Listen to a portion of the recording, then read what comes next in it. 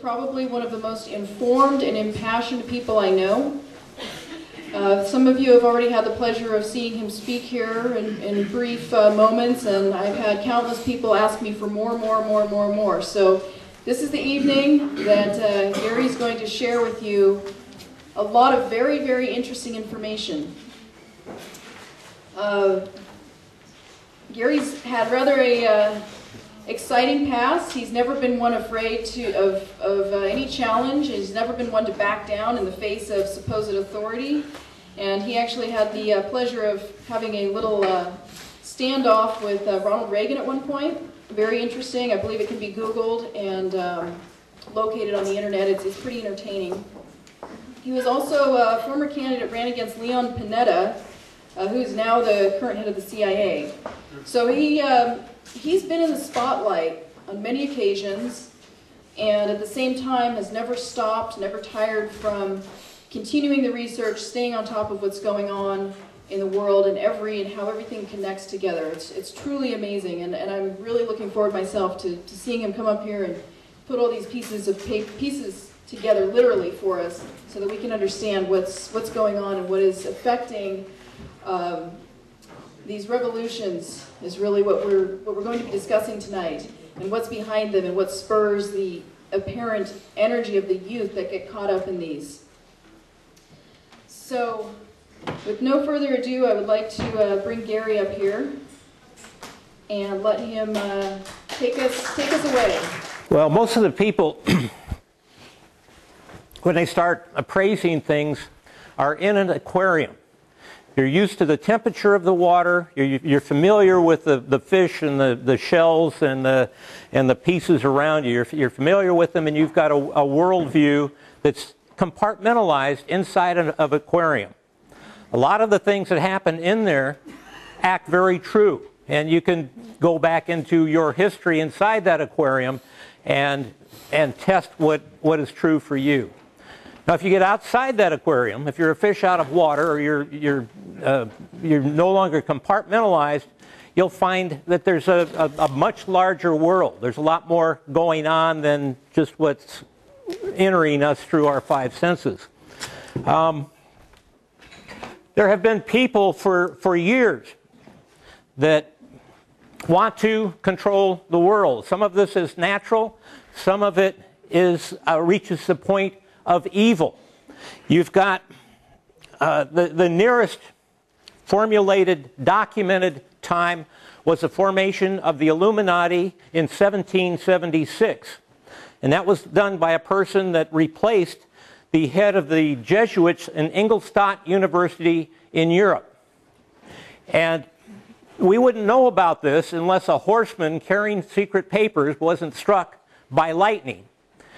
They went and they got the information, and they found the headquarters, one of the headquarters, and when they went to the headquarters, they found ways to recruit, they found codes, they found methods to poison, they found the profession to overthrow all the existing authorities and religious authorities in Europe to elevate those people themselves. Not for the good of the community, not for the good of mankind, but for their own sake. And so it translates, it's different than what the authorities now that are combining all the information, that it's always for our own good, it's for the children, it's for the planet, it's for all these other reasons that we give away our individual freedom. They adopted a Hegelian method. This Hegelian method, it sounds confusing, but it is not. It's very simple. They saw the way to power is to control opposing sides. It's very simple.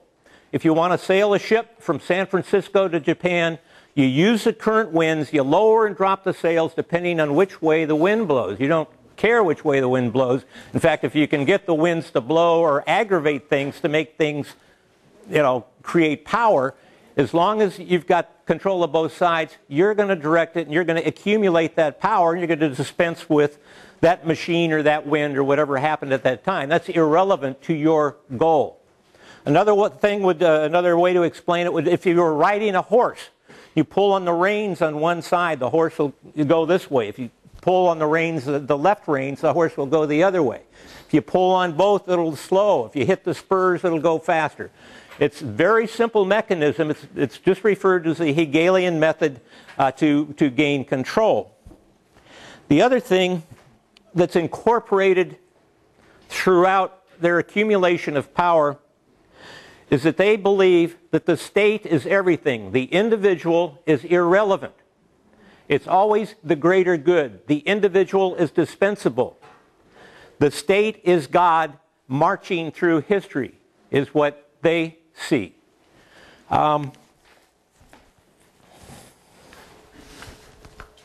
George Washington, well, there were two people that wrote about the Illuminati when they were discovered. One was in France, it was Abbé Barruel, and another person was John Robison in England. And the year after John Robison translated it to English, he sent a copy to George Washington. And George Washington says in a quote that's buried in my papers here, it's not as easily to retrieve, but it's easy for you to find and Google. He says, "I am aware and it is here." He says, "I have no doubt that it is here and I've recognized it."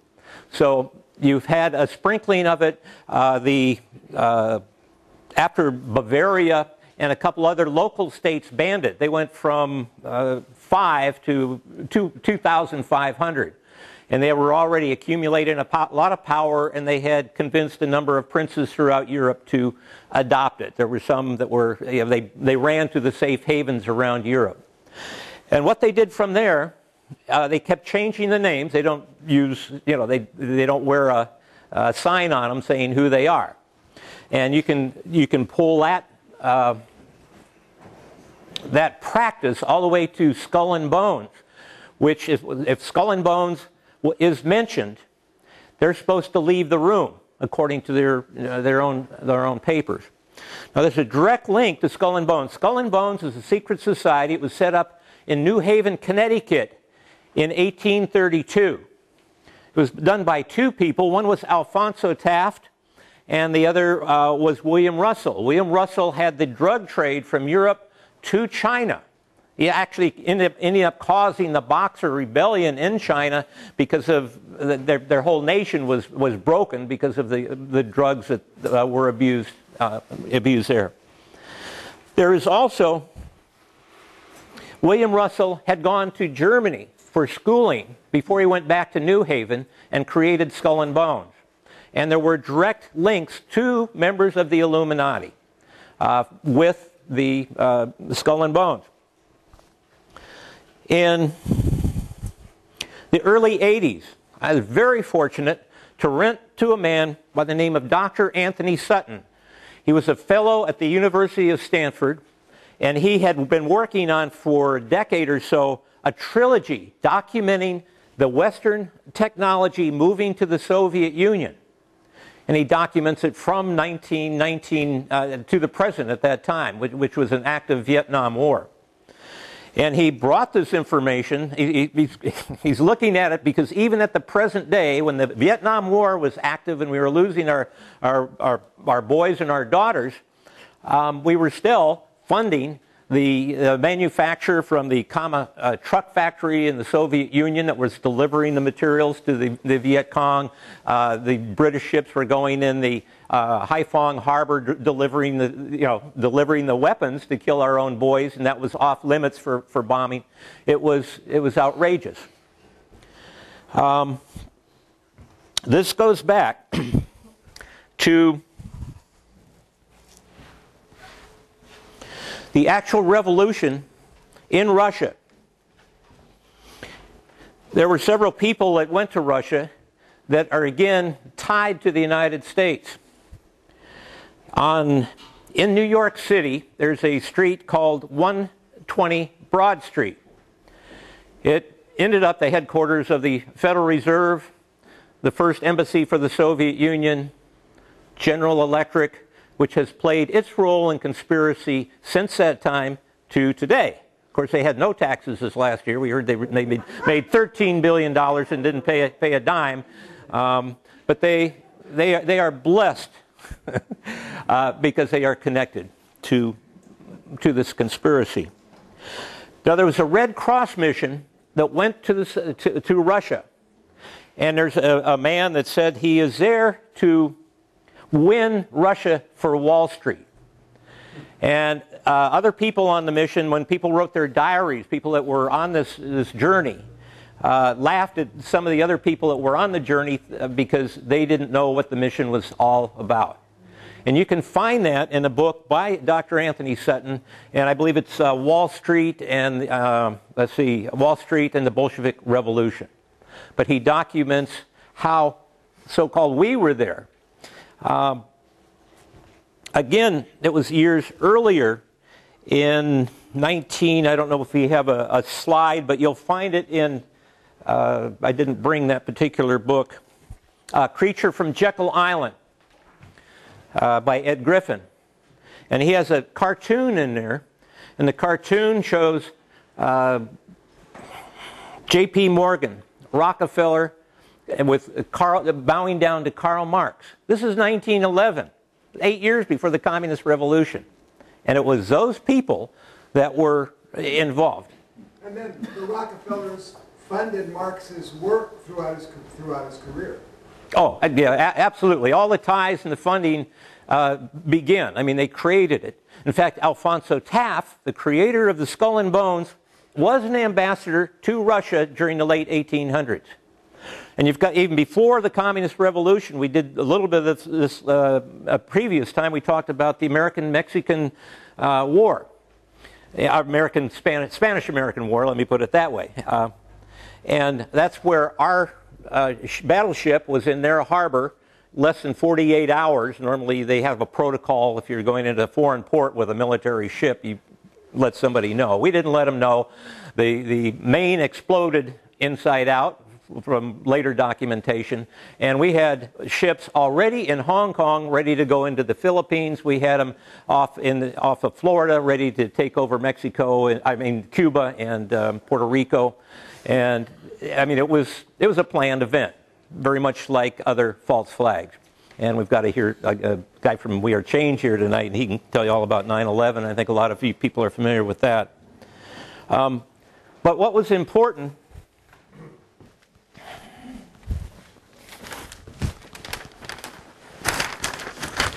that cartoon was written by a man by the name of Robert Minor, M-I-N-O-R.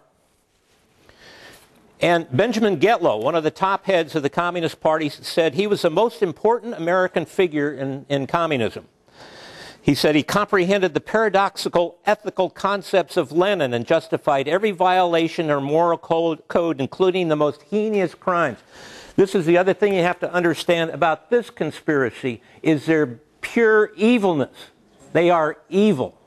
They are bad. They're not doing it for something good, for a new world government or order, or even a pleasant feudal system. These people are evil, and they've adopted skull and bones. That's the skull and crossbones. Their rituals. They crawl into a coffin. They use human remains, and they make their pledge to each other for this secrecy and this control. And they have always been in charge of murder, whether it's World War I, Henry Stimson, Secretary of War, Skull and Bones. And he was head of World War II. He was the Secretary of War then, too. And we can go through the Spanish-American War. I won't go through that details because you already had a dose of that. This Robert Minor that wrote this cartoon said, it says here that he was in Russia in 1918 for 9 months. The American military had this communist, the most important communist, according to Benjamin Getlow, head of the Communist Party, in prison. And there were calls from the State Department to release him in France, to be released. And when he was in Europe, he met with a man by the name of Colonel House. Now, Colonel House was referred to as Woodrow Wilson's alter ego. He was with them every place, everywhere. Most of the photographs you see of Woodrow Wilson, you'll see another top hat, and that's Colonel House. He was at the founding in 1921, or 1919, Versailles in Paris, for the establishment of the international, League of Nations. Yeah, they were creating the League of Nations there, but they created, because the U.S. Senate did not condone or vote for the League of Nations, they created an organization to lobby the United States, pushing them towards a world government. And anyway, the Institute of International Affairs. In England, it's called the Institute of Royal Affairs. In the United States, it has been incorporated as the Council on Foreign Relations. He was there with Allen and John Foster Dulles in 1921 when it was incorporated. He was the one that helped push Wilson to adopting the Federal Reserve, getting rid of the direct election of the United States Senate. That's really important if you don't understand that. It's not a nice thing to give to the people. We have our freedoms because the power was compartmentalized. It was blocked. They broke it up and they fracturized it so one dictator couldn't get it all together and issue executive orders. At that time, before the proposition that made the direct election of senators, each state legislature would select 2 people to be in the upper house to protect that state's rights. You're going to have, California's going to have differences with Louisiana. New York is going to have differences with North Dakota. And that was a way to protect your rights so you wouldn't be homogenized and destroyed. In fact, everything today that's going on in this county, they call it harmonization. That's homogenation. They're making uniform laws in order to create a North American Union here exactly as they did in Europe. You're going to go back to Robert Minor again. This is really important because we see today riots on, people on both sides, and they both have their issues, and they're creating this cockfight in order to take our attention away from what they're doing. Now, they collect the fee when you come in to watch the fight.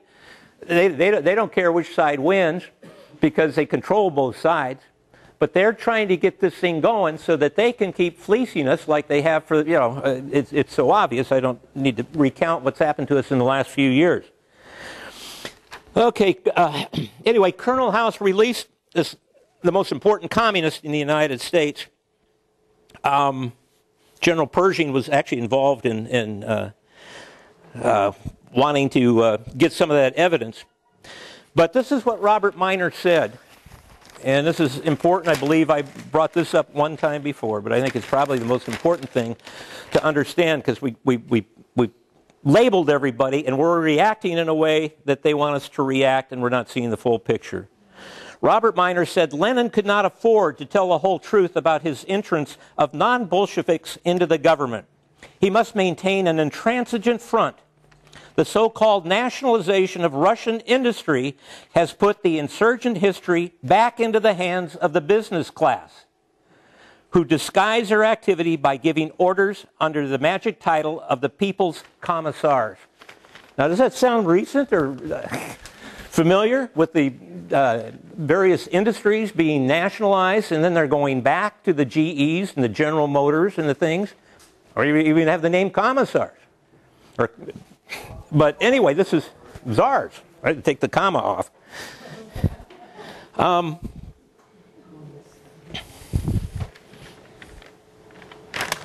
But you can find that information in a book by Benjamin Getlow called The Whole of Their Lives. And he talks about how the whole of these various communists were involved. They spent the whole of their lives working for their dreams. Some of them even, a lot of them bought the idea that communism is good. We've seen what it really does. It's a concentration of power. Communism is a tool of the international bankers.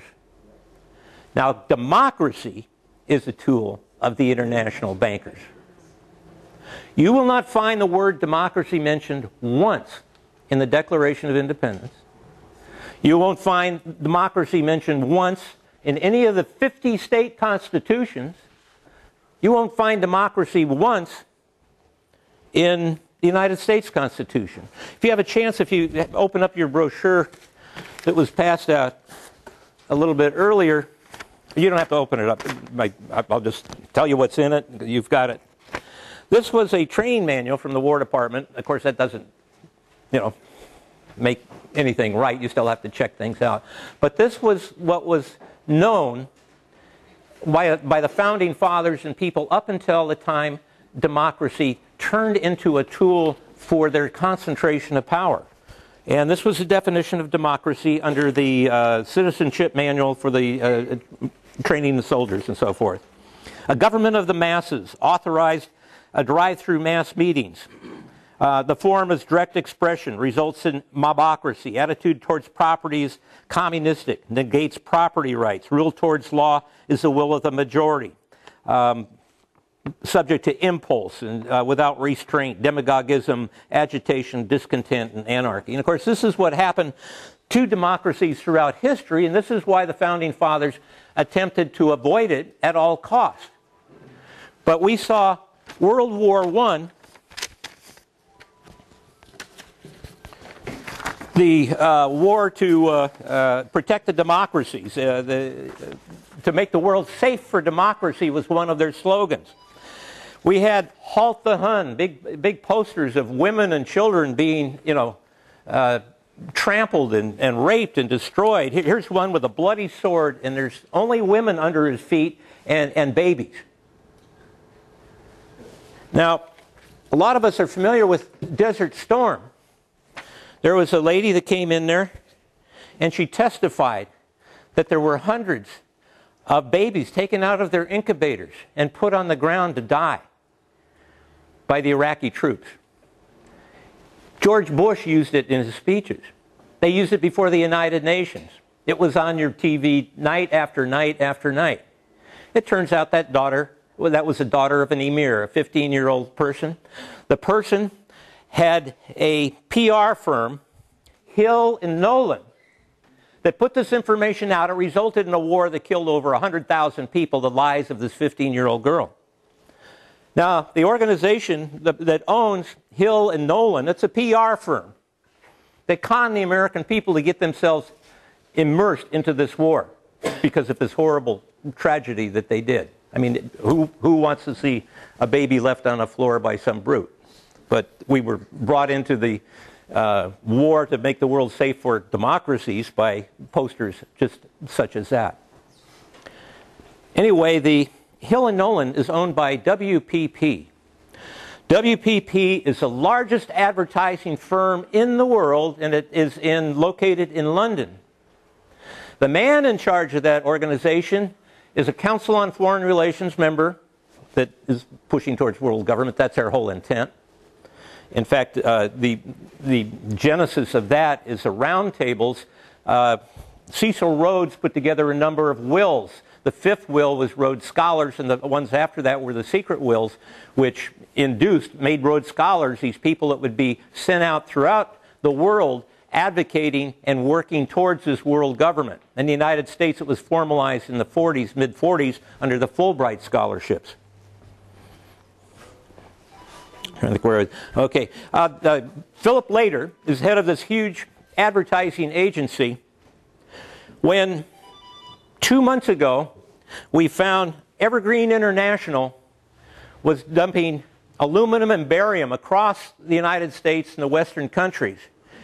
We found that the advertising agency for Evergreen International that bought Air America, the CIA operation, anyway, his advertising agency is WPP, the same advertising agency in which protected this lady making the lies that got us into that war. Now, Philip Lader is also on the board of MITRE. MITRE is headed by James Schlesinger, former head of the CIA, and people on that board includes a Rothschild, who is the director of R.C. Russell, the largest aluminum company in the world, which means that they have access to the aluminum that they're dumping daily, and increasingly so. It's really been stepped up in the last 30 days that I've noticed. But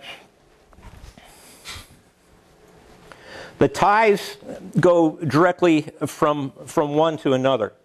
Again, the move towards democracy did exist. The conversion of the representation by the states from direct election to being elected by the legislatures is a compromise of democracy very directly.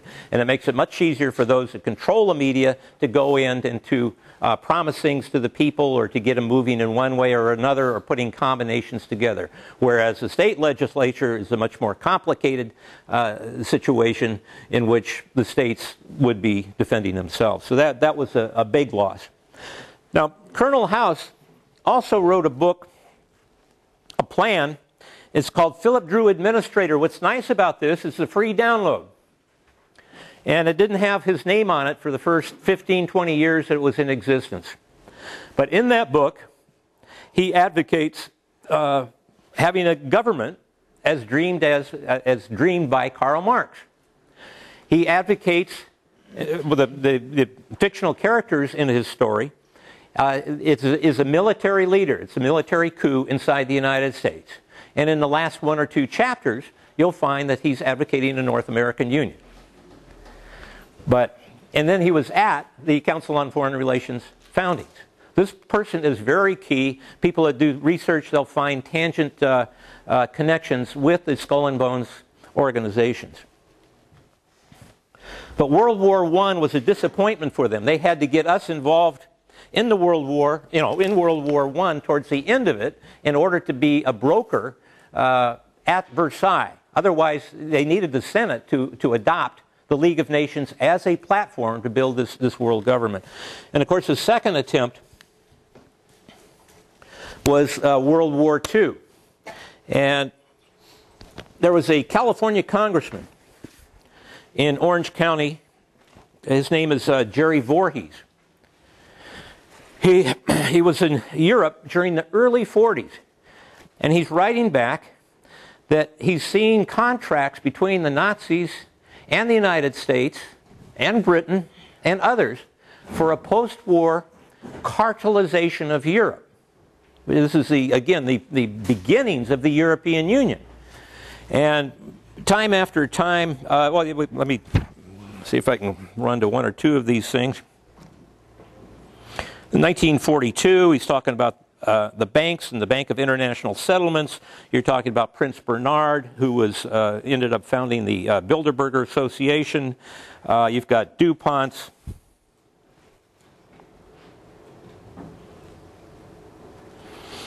You got Halmar Schlock. I can't pronounce the name, but that was a part of a union bank which had two members of the Skull and Bones and two Nazis on it. It was one of the founding organizations. I think you can find it under Union Bank with a click or two, and you'll find that Prescott Bush.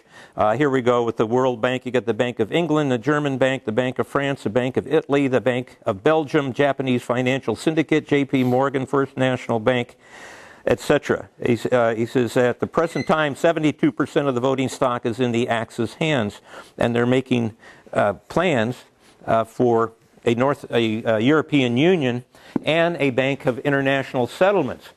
Well, they had to get rid of him. And there's a picture on the muckraker.net. Easy Google if you look at George Prescott Bush and Richard Nixon. You'll see that George Prescott Bush, who was a United States Senator from Skull and Bones, came out to Orange County and literally adjusting his hat. They selected him to run for Congress against Jerry Voorhees, and they put all the money in, and this guy was history. And Nixon became history also. Of course, we know that he slid up underneath during the 40s, he continually voted for the Atlantic Resolution, which was advocation of a world government, or at least a world government by English-speaking nations, such as England and Australia and New Zealand, etc. But their plans were to cover the whole world with this. Yeah. Isn't that the whole Rhodes plan? That was Rhodes's dream, was the domination of the world by the English-speaking people? Yeah, the Atlantic Union, again, there's a couple organizations that fit this real easy. The other one is the Pilgrim Society. Very fascinating, very powerful people. A lot of the Anglo-American establishment people are involved. At that time, too, in England, you have the Labour Party, the Fabian Socialist, had taken over most of England. And again, the Fabian Socialists were connected. They were using Rhodes' monies, Rhodes' fortune, in order to gain power. And they have a stained glass window, and I think I probably have a copy of that somewhere. Here we go. But they have a stained glass window you can find on your computer. Easy Google. Just look up Fabian Society stained glass window, and you'll find it. Blown up in the center of the shield, in which they're hammering, molding the world. Like this is, I can't read it. Molding the earth to their heart's desire, I think is the quote. But in the center of it is a wolf in sheep's clothing. I mean, they bathe in their ability to deceive people. I mean, they like it. And the other logo they use is a turtle. And Fabian was a general. A Roman general that used the tactics of delay. Rather than just go in and attack and have it all out right then and there, he'd wait until the right time and then hammer like hell. But that's why they named their society. So they're very calculated. They believe in lies and calculations, and they have been very successful around the world installing these people for world government. And again, the financing usually comes from a couple central banks, the Rockefellers and the Rothschilds, and some people in Belgium and Switzerland and around. Also going back to 1913, with that Federal Reserve, which is private, their board of directors has never been published, but in 1976, the House of Representatives published one sheet of stockholders, and they were people from literally around the world. And we'll have this presentation will be edited, and we'll be able to slide in documents as I'm talking. So later on, you'll be able to see some of the documentation, which make it easier for you. I was working with Bruce here, and I had some income tax I had to do. So we wanted to be able to show some of this immediately as I'm talking about it, but it will be done. I think you're still getting your information here. Before World War II, we're talking about coup d'etats. Dr. Anthony Sutton, again, wrote a book about Wall Street and FDR. And in that book, a lot of people don't know it because it's not in their history books, but there was an attempted coup d'etat in the United States in 1933. And this is what the head of the House Committee on Un-American Activities said at that time. And this is one of the most decorated generals in the United States. This is General Butler, Major General Smedley Butler. This is what the John McCormick, 1935. In the last few weeks, the committee's official life received evidence showing certain persons had made an attempt to establish a fascist organization in this country. There is no question that these attempts were discussed, were planned, and might have been placed into execution when and if the financial backers deemed it expedient. This committee received evidence from Major General Smedley Butler, retired, twice decorated by Congress. Your committee was able to verify all the pertinent statements made by Butler. And this is the one area, you were told that the New York Times is the newspaper of record. Well, they erased this one. You won't find the information that they had in it before.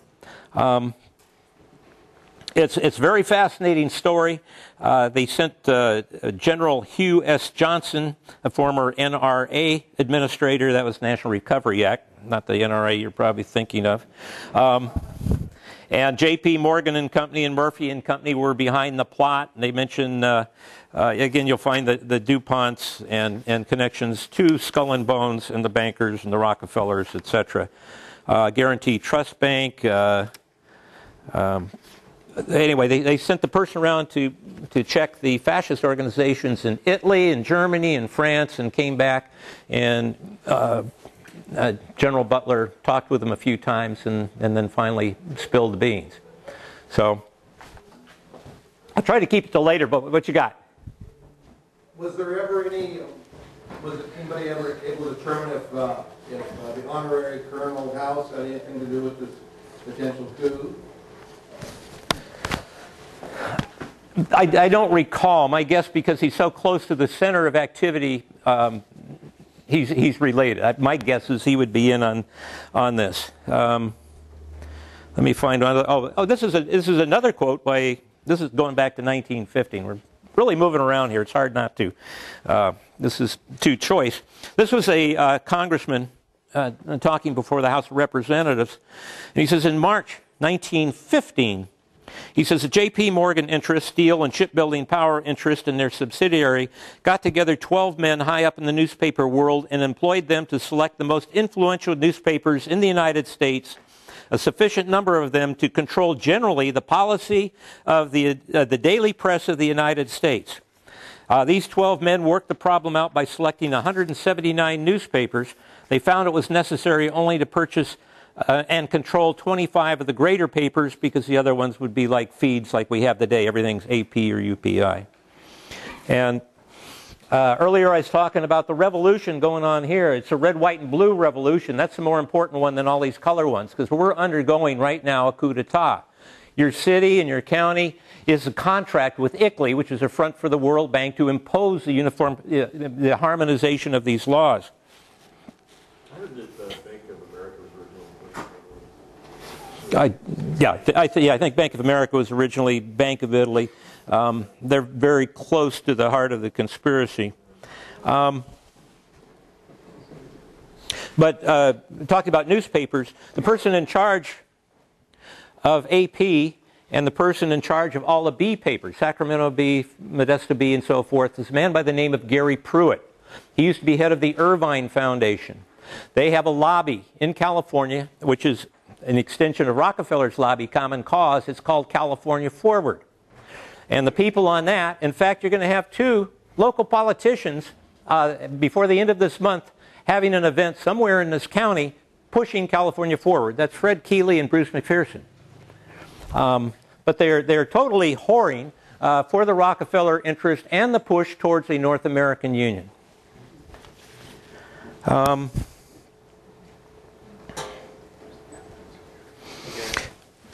One Bay Area. It's called One Bay Area. California Forward is California Forward. It's called One Bay Area. They're going to be having these meetings throughout the Bay Area. Okay, thank you.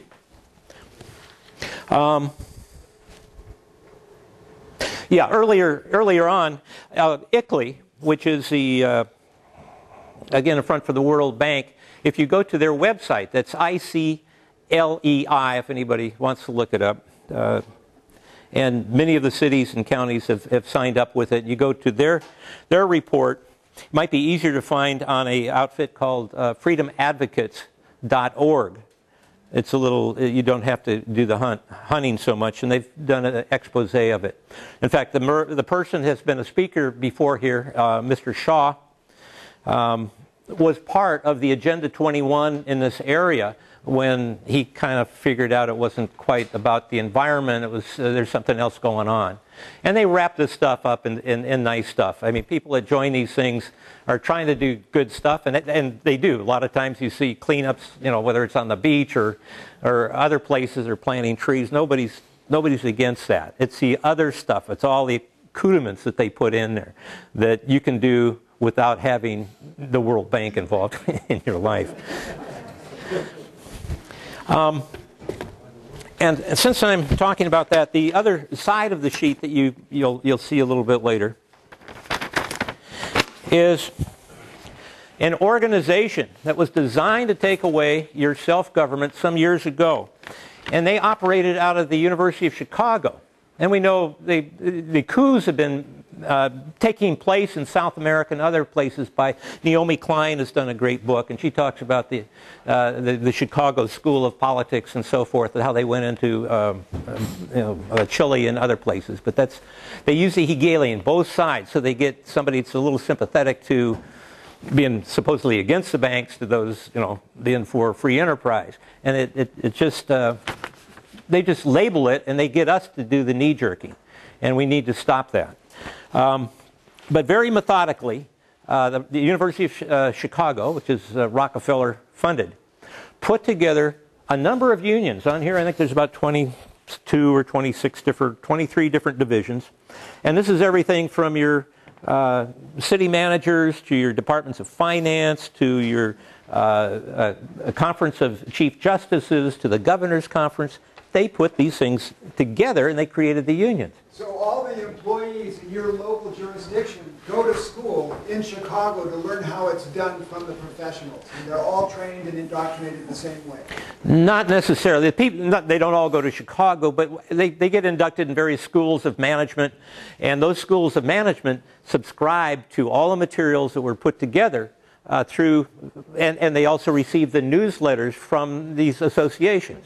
If you're a professional plumber, you want to belong to that, whatever organization that is, so you get your updates. If you belong to the real estate board, you have a real estate license, you want to be kept up to date, so you sign that. So you're getting weekly material. There's conventions where you can use the taxpayers' money to go and have fun, and they bring in speakers that are all edging, pushing towards this new world order. They don't know that it's happening. They're like the fish in the aquarium. Everything seems normal and wonderful to them. But they're the actual administrators in almost every jurisdiction around the country. It's not your elected leaders. Those are the guys. Right. In fact, the city management formula for city governments was constructed by them too.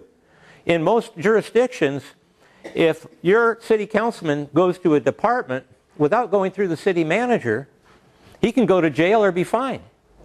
So when he campaigns for office and he's going to do all these damn things for you that he says, he can't.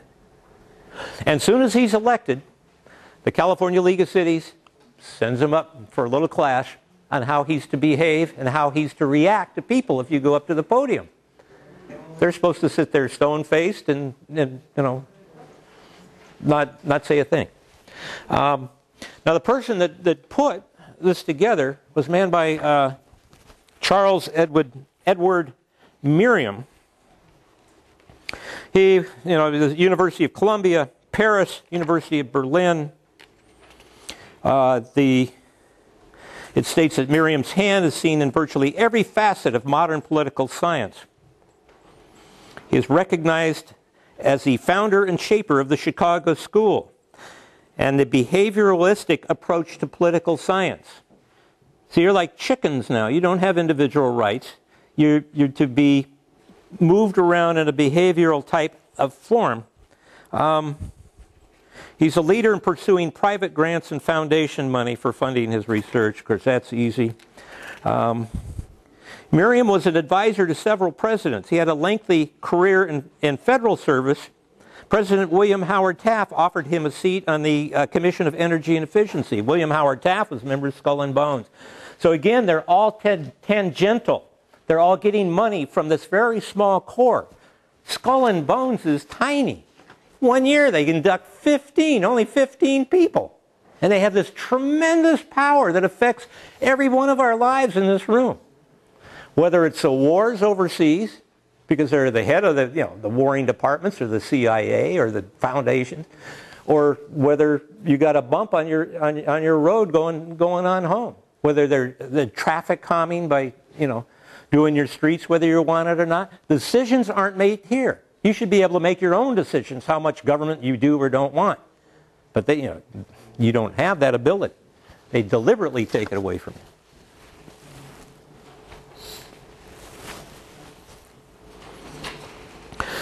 you. Okay, Merriam wrote a book called The Making of Citizens in 1934. This is a guy that designed how our cities and governments live and how all those people serving those positions think and behave and how they're trained. But his contribution is his Making of Citizens, 1934. In that book, he was laudatory of Soviet Russia, Nazi Germany, and Fascist Italy, using tools to strengthen the sense of national purpose and to achieve policy goals.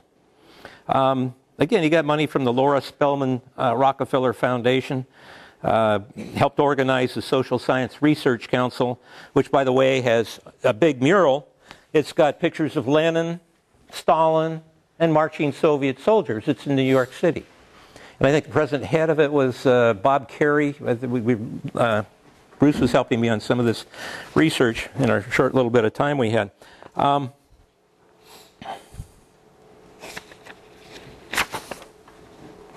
Anyway, the Spelman Rockefeller Foundation finally merged into the regular Rockefeller foundations, which fund most of the policy that happens in your city, most of the things you see on television.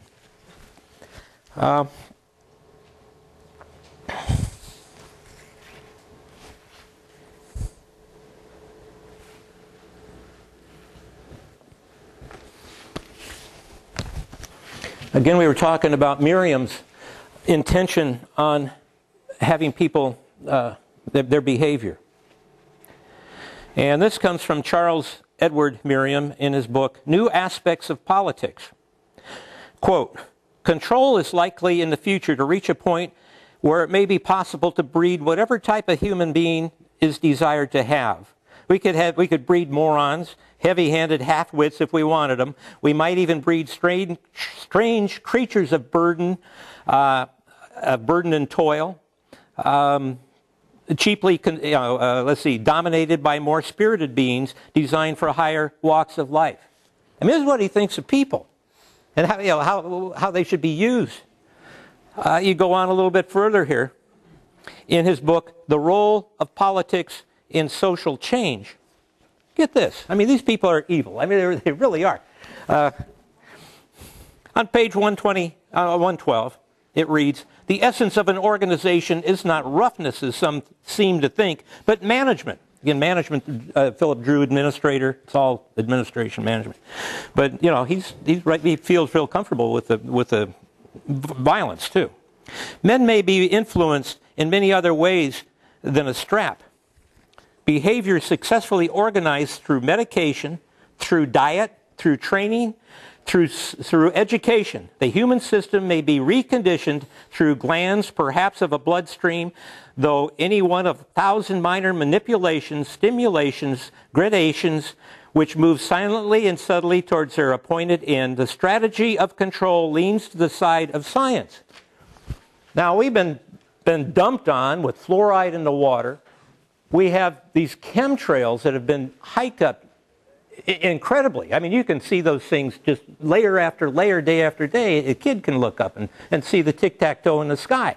That aluminum and barium and all the other things that have been brought out of that has to be doing something. I don't think it's just to prevent global warming. They're not even admitting they're doing it, and you see it being dumped on us. Where's the California, outfit that's supposed to protect our air? Where's all the environmental groups? They're blind to this? Can't be. It's part of their program, and we are under an attack. It's a red, white, and blue coup d'etat happening. They're messing with what we breathe, what we eat. They're changing our laws right in front of us at every damn meeting they have. And they're calling wars that are by the United Nations and taking our sons and daughters. What are we doing sitting around? How can we, this is it, kids. But this guy, I think he's got more for you. I mean, we talk about fusion centers, and we've heard about, the concentration camps going up. Here, Miriam, on page 106, he writes, imprisonment, intimidation, execution, confiscation may serve the purpose of the moment. They are strong drinks rather than a steady diet, and must yield to a systematic reorganization of power patterns in line of a new social directives. That's Rockefeller. So we can get to the current color revolutions, but there's so much in between that's just a repetition, and it's the same organizations that are doing it all the time. The gentleman that's filming here has contacts in England and has reached a number of groups there fighting for independence and to struggle out of the European Union. And I'll introduce Bill maybe a little bit later, but that's the man at the camera. And I want to go over this particularly because this has very much to do with Europe and England. In the 1940s, a man by the name of Cord Meyer came from one of the secret societies, Scroll and Key. It's also at Yale. He also went to a school before that. It's just like a high school thing, private school. And that was St. Paul's. This is another thing that you need to know if you're going to follow this conspiracy. There's a network called the 10 School Admissions Organization. And you'll find that the people that are tampering around the world and in position have usually attended one of these schools in the New England area. It's very fascinating. You'll find them all over. It'll be names you'll find all the time. But it's kind of a recruiting grounds, and also the sons and daughters of the very wealthy families that have already are part of the constriction of our freedom. But he was the head of the United World Federalist. Today it's called Citizens for Global Solutions. But he, together with William Donovan, who was the first head of the OSS, which became the CIA, and Alan Dulles, who was in 1921 one of the incorporators of the Council on Foreign Relations, put together a group called the American Committee for a United Europe. This is what they did in 1947. They were going to remake Europe to their goals, pushing it into this world government. Now, one of the men on the letterhead of that organization for 13 years was Ronald Wilson Reagan. But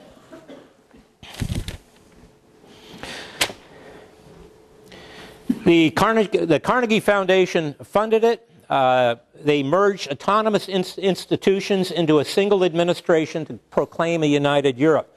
So what's happening in these color revolutions, we've got the CIA and the other organizations, which are quite a few. Again, under Ronald Reagan in the early 1980s, he put together a thing called the National Endowment for Democracy. Again, democracy is now the tool for revolution and the consolidation of a world government as communism is.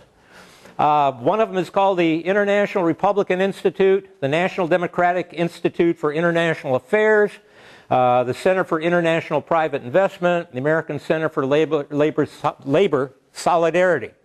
Now, you're going to find ex and present politicians broken up just a little bit, but sometimes they're on the same board. You'll have Republican old hacks and present ones involved in doing what used to be forbidden by the CIA to be involved in countries around the world. They're funding political parties, they're funding institutions in order to make regime change so that it will fit into a pattern for a world government. The same damn thing they're doing in our county with ICLEI. The same thing. The color revolutions are here in red, white, and blue. The guy that's head of the National Endowment for Democracy is Carl Grisham. He's the ex-director of the Socialist Party of the USA, and he was a resident scholar of Freedom House. Now, Freedom House was put together by Eleanor Roosevelt and Wendell Willkie. Now, Wendell Willkie wrote a book, One World. I mean, after a while, you kind of get to what they're trying to go to. Also, Freedom House has James Woolsey, CIA. I mean, you got CIA, all this stuff. This is all CIA. The new chairman of Freedom House is William Howard Taft IV. Skull and bones. They're involved in these color revolutions. They're involved in your life here. They tell you what kind of light bulb you're going to have or what kind of size toilet you're going to use. They talk about how they're going to modulate you and control you, and imprisonment's okay, but it's more clever if they can just administer to you here. Reorganize the power patterns in line with new social directives. It sounds like Leopold or Coonerty here. The role of politics in social change. There will always be streams of red blood, soft acres of flesh, and mazes of, well, I'll have to find the next page here. But it sounds like these guys are serious. They're evil. And maybe somebody else can find what. But anyway, you know where they're going. What document are you, sir? What paper is that from? Oh, this is an article we put together. It's called Planned Tyranny. It was a newspaper we put out in a city in Southern California that was putting together at that time. Agenda 21 wasn't quite there. This was Goals 2000. And I'm glad you asked that. Okay, this is a city manager. He's writing for the Futurist magazine. He put an article in there because he did something real clever that made the people feel closer to government. He issued a certificate of stock to each individual in the city. It was all colored gold and all multicolored. It must cost him a ton. So he had it put in there, and the California League of Cities published it in their paper. And, I mean, it's just how clever they are. But it turns out he's a member of the German Marshall Fund. And then you look up the German Marshall Fund, and you find people like Robert McNamara, former head of the World Bank. Oh,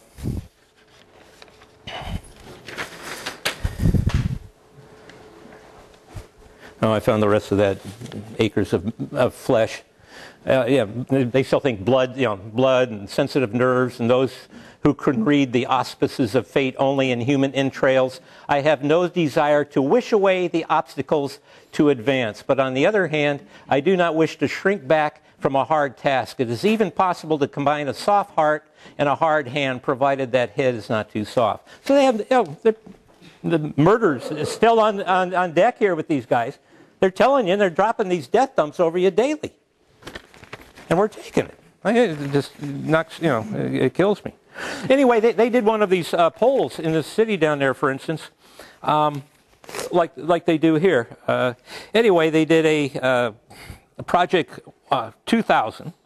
So anyway, we went in and wanted to see what the results was. It's supposed to be the polling, like they have these little rollout groups and meetings around town.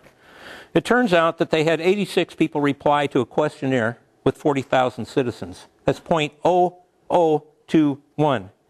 And then they take the results of that, and they create an article that goes worldwide in the Future magazine and in the California League of Cities, and that's how they go into other cities, and they all want to adopt it too. This is how they change the laws and harmonize all this stuff. They make it sound so wonderful. And the newspapers are in on it. You've got Bill Gates owns all the three papers here, the Mercury, the Herald, and the Sentinel, the Bill Gates Foundation. Then you got Gary Pruitt with his Irvine Foundation and their advocacy. He's on the AP. So I mean, you're not going to, the information you get, you're not going to get it from the newspapers. Otherwise, people would be alert. They'd be out there with their pitchforks right now, defending your lives. You got to defend your lives. That's what's happening. They're killing you. This is a slow kill. This is a soft kill. They're killing you. They're enslaving you. You can see the police being set up around the wall to exterminate you. This is no different than Nazi Germany when a few people got out and glad they did. Where do you go now? This is worldwide. The head of Interpol, the people that train Interpol, the Justice Department, and all that, is David Boron. David Boron was the longest-sitting chairman of the U.S. Senate Intelligence Committee. And when he was in that committee, he got his companions to make a law that makes the University of Oklahoma the place to train all these people. Well, David Boron's, remember the Skull and Bones. These are the guys with the power. These are the guys with the guns. These are the guys with the cartels. We're the peons. They're enforcing feudalism. They talk about reducing the Earth's population. They say it back and forth. Hell, Ted Turner says 250 to 300,000 people.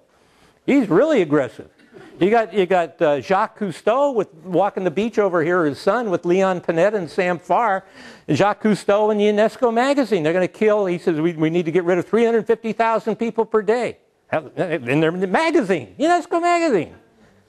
The UN's great. Rockefeller gave them the damn land, the thing's on. The UN's running the wars. They're taking our kids. What are we going to do? We going to keep up letting this go? We will if we have guys like Michael Jung of the Sentinel newspaper, who's supposed to be the editor. I mean, these guys don't know up from down. I mean, the newspapers and the media is crap. It's lies. The lies change from week to week. You've seen it in Egypt, in Libya, and all of these places. These people were their friends not that long ago. It was... Again, go back to Ronald Reagan. What Ronald Reagan said, it was beautiful. I mean, people had heard Obama, I mean, he talked about no new taxes. He said a lot of good stuff. He was going to get us out of those wars. I mean, he seemed attractive, from what he said. Reagan said a lot of the great things. 13 years in the United World Federalists. His buddies, David Rockefeller, everybody points as a member of the Council on Foreign Relations. He puts together, this National Endowment for Democracy, which, sets the world on fire for democracy, like Woodrow Wilson did with his war to make the world safe for democracy. Democracy is communism, basically. I mean, it's a loss of individual freedom. It's a state as God marching forward. You're worthless. You're a resource. You go to collect your unemployment. You go to, human resources, they call it. Department of Human Resource. You're nothing but product. You're not an individual. That's how they treat you and think how you are. There is, I don't know if I have that book, but I'll just tell you about it anyway. Oh, it's probably in one of the newspaper tabloids. Dr. Armand Hammer was the son of the founder of the American Communist Party. After the Venona Papers came out after the fall of the Soviet Union, if we call it that. It was a regime change. We've always had our hands in there. Averell Harriman was an ambassador to there. He was Skull and Bones. But on Dr. Armand's desk in his own autobiography, he's got a number of pictures laid across here. And again, there's Stalin and Lenin and Brezhnev, and then there's Ronald Reagan. Now, I knew a person personally. He was in charge of the American Independent Party down in Southern California, and he was bought off by Armand Hammer. He became an appointee for Mayor Bradley. He was appointed to some of the commissions. Mayor Bradley was a member of the Council on Foreign Relations, by the way. But he was hired to create a demonstration that would create a reaction to Reagan so that people would be for Reagan. They did an ugly demonstration. They made it messy to just get those people fired up and mad so that they'd go out and work for Reagan. And the guy was, like, to say friend, he'd changed, but he was bragging about it. Now, Armand Hammer ended up with the contracts in Libya. It's and also communist China. And I've got in one of these newspapers here the exact executive order from Ronald Reagan where he says it's in our national interest, signed by George Pratt Schultz. Pratt is Standard Oil. The house, the very building that the Council on Foreign Relations operates out of is called the Pratt House. That'd be good. But, it's too small for you guys to see, but that's the picture with Armand Hammer and so forth being there. But Occidental Oil got the contracts. Now, here's one of them here. Let's see. Occidental Oil accord with China. Armand Hammer, the first U.S. oil company to win offshore thing. Son of the Communist Party. Venona paper says it's still active, making all the runs back and forth to the communist network throughout the United States, which is, again, the other arm. There's a picture of Lenin, Comrade Armand Hammer, signed.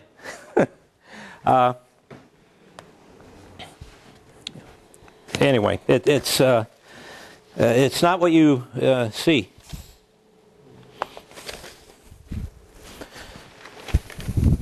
But Gaddafi was conducive to the oil companies. And you can do the same thing with Condoleezza Rice, who was a member of the board of directors on Chevron. They're moving oil in and out of Angola. And their oil facilities were protected by Castro troops against the people trying to fight for independence in Angola. That was some of Dr. Anthony Sutton's material when he was watching all the Western technology moving to the Soviet Union. So they use the communists as a way to rub out people or use them and dispose of them. Okay, one last coup, and we'll get more into the color revolutions. Kennedy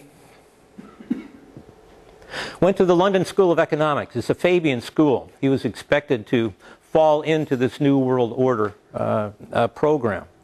But I think it was the nouveau rich that kind of resisted it. His brother, Bobby Kennedy, worked with Joe McCarthy on a committee when McCarthy was doing some of his investigations. JFK, when he was still a United States Senator, he complained about a Council on Foreign Relations group that turned China over to the communists. It was called the Institute of Pacific Relations. And it had people like Fairbanks and Owen Lattimore and people that again, mostly Council on Foreign Relations, kind of like the Project for a New American Century, or for like Freedom House, which is permeated with these CFR members. So this was a regime change. They preferred the communists because they're easier to control. It's top down. And in Rockefeller's own memoirs, he talks about how he praises. And, in 1974, he's so happy with the way that Mao Zedong had taken care of China. Reagan also, during the early 1940s, was with a group, Committee for a Far Eastern Policy, I think it is. Anyway, another communist front that Reagan was in tow with all of the people working in this direction. Of course, he was with the United World Federalists, so that would kind of be natural. But a lot of these groups, the people in them, the people that are volunteering to think that they're doing good, are not clued in. They're not part of the wiring. So when you go to say, what are you doing, then all those people inside are, they push them out in front and say, I'm not doing what you're saying. Just like the kids in the Color Revolution. Yeah. These kids, they all think they know it. They know things are bad, and they're given a way to react. They're creating opposites. So anyway, Kennedy was, not exactly going along with their program. When he appointed his Secretary of State, he had never met him. His name was Dean Acheson, and he put together the first year, a publication called State Department Publication 7277. This is real easy to pick up, again, with a Google. And it tells how they're going to remove the strength of the United States and put all the forces inside the United Nations. This has never been changed. And what we saw in Libya this last week was exactly what went on. Okay, we've got Dean Rusk, Rhodes Scholar. Oh, thank you. Did some good work on there. Okay, I'm calling it Dean Acheson, Dean Rusk. Thank you. We need to correct that on the film here. So anyway, Dean Rusk was, for 10 years before he became Kennedy's Secretary of State, he was working for Nelson Rockefeller Foundation. And as soon as he got in there, he put in the State Department Publication 7277, which turns U.S. power over to the United Nations. And so, at the same token, Kennedy issued United States notes. And the United States notes means the Federal Reserve is cut out. This is the whole program. There's nothing more crucial than the Federal Reserve and the international bankers' ability to create money and use money. This is the heart of the matter. You can fight everything else, but eventually you got to, these are the boys. This is what you need to understand. So Kennedy was... And also he came out against this. We have that.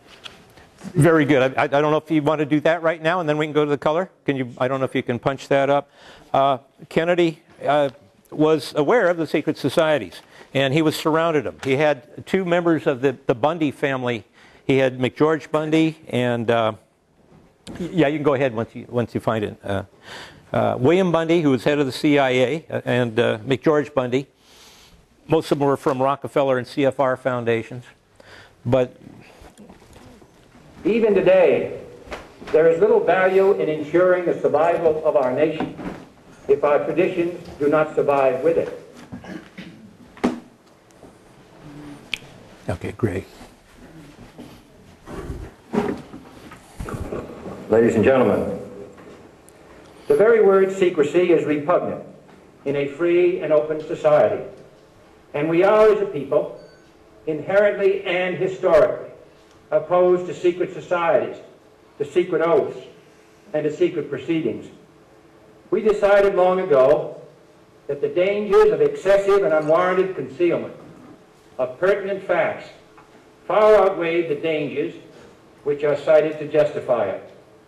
Even today, there is little value in opposing the threat of a closed society by imitating its arbitrary restrictions.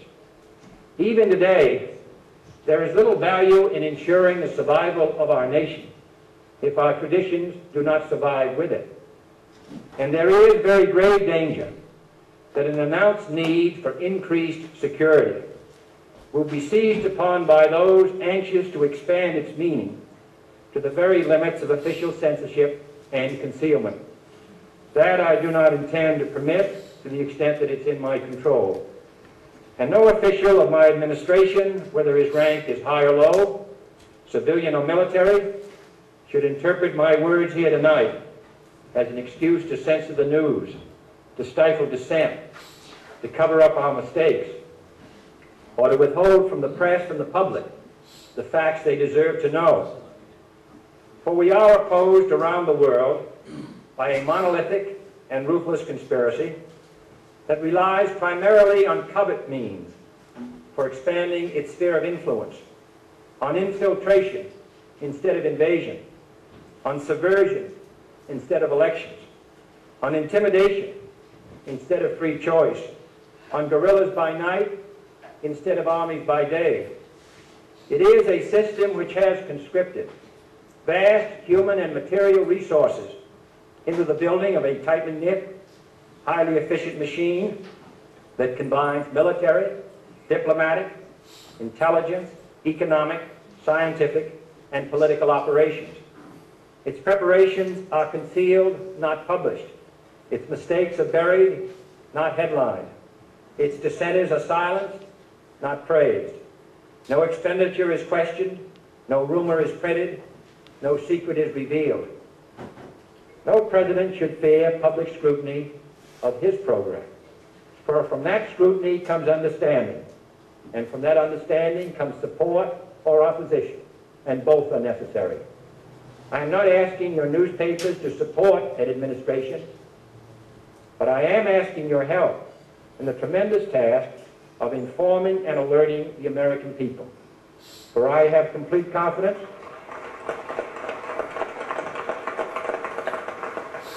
in the response and dedication of our citizens whenever they are fully informed. I not only could not stifle controversy among your readers, I welcome it. This administration intends to be candid about its errors. For as a wise man once said, an error doesn't become a mistake until you refuse to correct it. We intend to accept full responsibility for our errors, and we expect you to point them out when we miss them.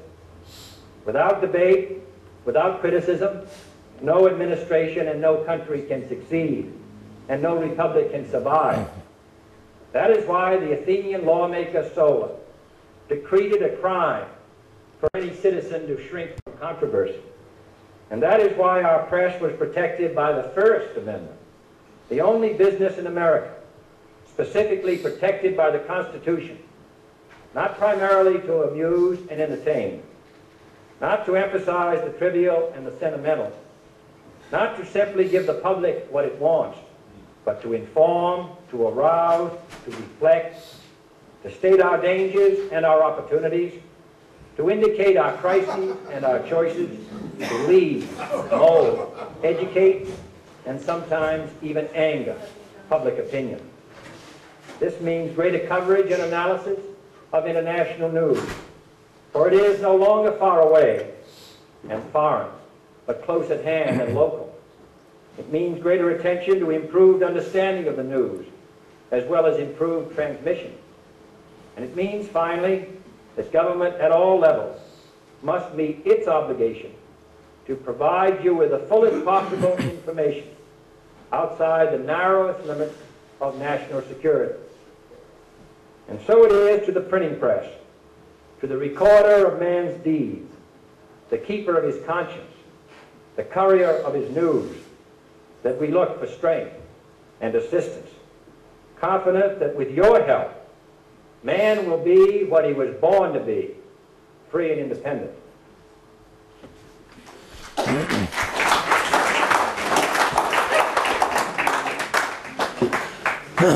Different era, isn't it? From then he was killed. The Warren Commission ferreted it all out. Had Gerald Ford on there, Bilderberger, who eventually appointed Nelson Rockefeller as his vice president. It had Alan Dulles on the Warren Commission, who he fired as head of the CIA for his invasion of Cuba. There's a member of Skull and Bones on the board. There was a man from Alaska, a congressman, that went down on an airplane that didn't go along with the thing. That's, and then Mr. Russell from Louisiana said, at least, he said he didn't think it was Oswald did it all alone. So Earl Warren, there's pictures of him sitting at the foot of the Bohemian Owl up at the Grove. If you look at Langley from an aerial viewpoint, you see the face of an owl, which is kind of interesting. But, and again, up in Bohemian Grove, they have a ritual called the cremation of care. So if anybody from any of these weird groups has any conscience left whatsoever, they go through the ritual and not care anymore if they watch a child being burned in effigy before this monstrous owl. So when Kennedy starts talking about we have no stomach for secret societies and so forth, he was stepping on toes, and he was stepping on toes inside his White House. And a lot of things changed then. You can move up. There's more stories we could... I'd love to go into some more information. We had Leon Panetta on the scene immediately in 1964 campaigning for Nelson Rockefeller. And he has been adopted by the Rockefellers ever since. And he's been their sock puppet. And today he's head of the CIA with all of this going on. It takes the CIA to fly the death dumps back and forth across here, to do what they're doing to us physically. And it takes the CIA to do what they're doing in Libya and Egypt and conducting wars without constitutional authority. And I saw 2 weeks ago the city council on their consent agenda. It's not supposed to come up. They advocated supporting a bill that would have your local sheriff not cooperate with turning criminal aliens to the border patrol or getting back to their country, wherever that country might be. Instead, they wanted them released in this community. That's 5 members of your board of supervisors wants criminal aliens released into your community. Now, you didn't read about it, not this Bill Gates sentinel, but this is going up and down the state. Now, before the French Revolution, where the Illuminati was very much involved, the Bastille, they release their prisoners. They're trying to create whatever chaos they can. They're reducing the amount of food. Some of you are familiar with that. They're compromising your health every place. They've been deindustrializing the United States. Every place, everywhere. Global warming's pretty much been proven a fraud. By I think a lot of you will see that if you don't believe it yet. I think it moves with the heat from the sun. But they're trying to stop the carbon dioxide, which is really plant food, compared to the death dumps that they're doing on us with aluminum barium. They don't care about that. Let me move towards the color revolution. Again, we mentioned the National Endowment for Democracy. The person, thank you. One of the organizations that's working as a gaggle trying to do regime change around the world is the Albert Einstein Institute. And when each and every one of you goes through these organizations, there is in your computer a list of members of the Council on Foreign Relations. You can go through that list, and that will be you'll find 2 or 3 of these people every place, everywhere.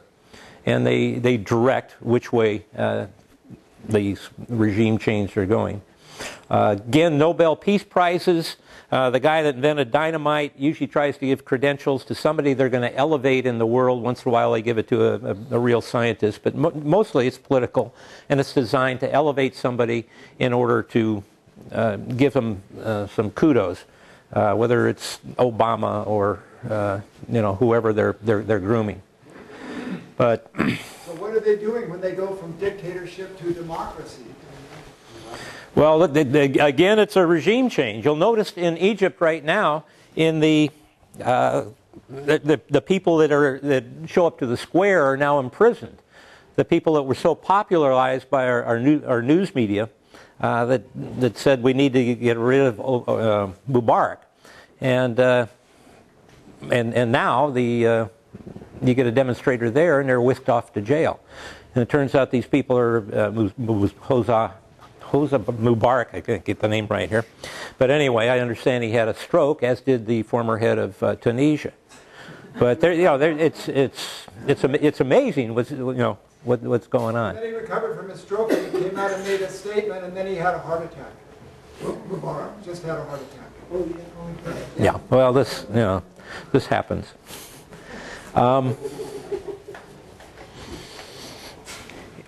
Let's see. Okay, the bulldozer revolution. That was one in Yugoslavia, again, where they took our airplanes, they put the United Nations logo on it, and they went in there and bombed bridges that had been up for 1,000, 1,500 years.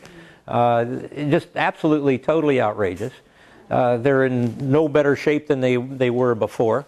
They just wanted to get rid of them because they did not fit into the European Union. They needed to destroy the national sovereignty to make them a malleable group and people, where again all the laws are made uniform, and the individuality of the people are being destroyed. And again, their plans. You're merely a resource, and they intend on using chemicals on you, behavioral systems. The fact that we let our kids go to government schools is absolutely outrageous to do that. You're better off homeschooling your kid. If you have anybody that's going to public schools, you need to sponsor your son or daughter or somebody that can teach your own kids, because they'll get much better education than the re-education or brainwashing they're getting in the public schools. I don't know whatever the slides. Okay. Yeah, again, Russia was given a deal with the 1989 surrendering or collapsing, and they were supposed to be given their area of influence. And again, the government, through the National Endowment for Democracy and a handful of other ones, again, laced with these members from the intelligence agencies and the military, are going through there and creating havoc, making client or puppet states for the international community, mostly the Western community.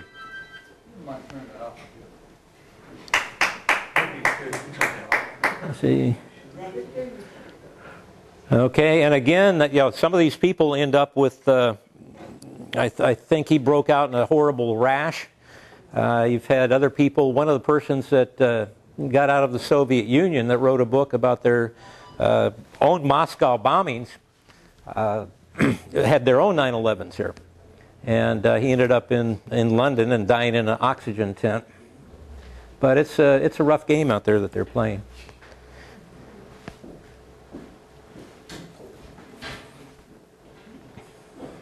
Again, I don't know too much detail on each and every one of these, but they're becoming pretty much cookie cutter, with the Americans moving in there with foundation and United States money, supporting institutions, supporting political candidates, again to... Well, this is where they have the massive air base, which is essential to our war in Afghanistan, and it's right on the border of China.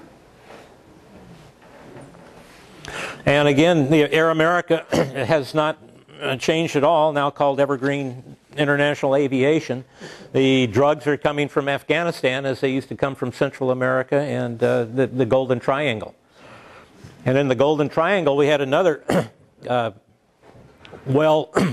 hero, Bo Greitz, that came from trying to relieve or find some POWs, came back with film from Kun Sa, who was the head of the heroin down there and wanting to get out of the business, trying to cut a deal with the United States. And of course he was refused by Skull and Bones Bush.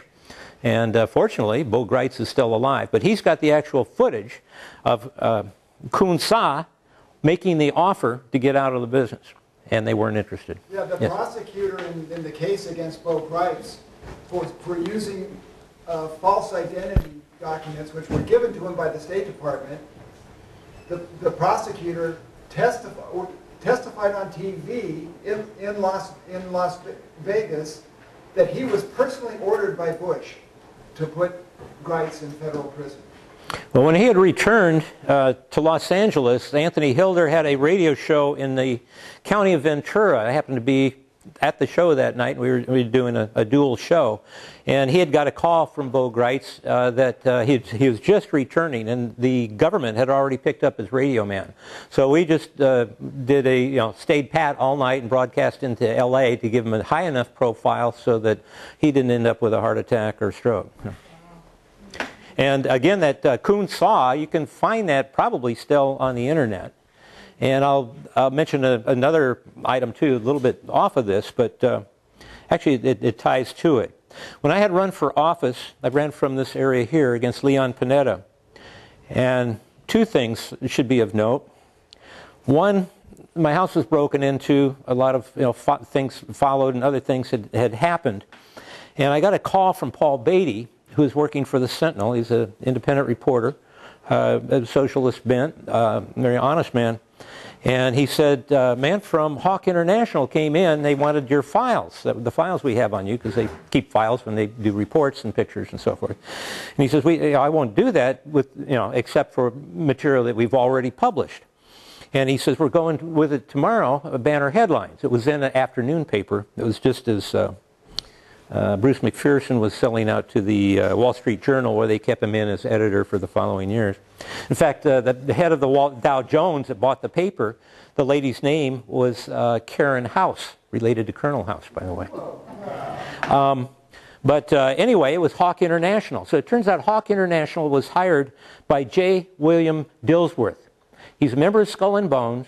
He runs Rockefeller Family Associates. 2 floors in a huge building in New York, runs 300 different organizations under the Rockefeller wing.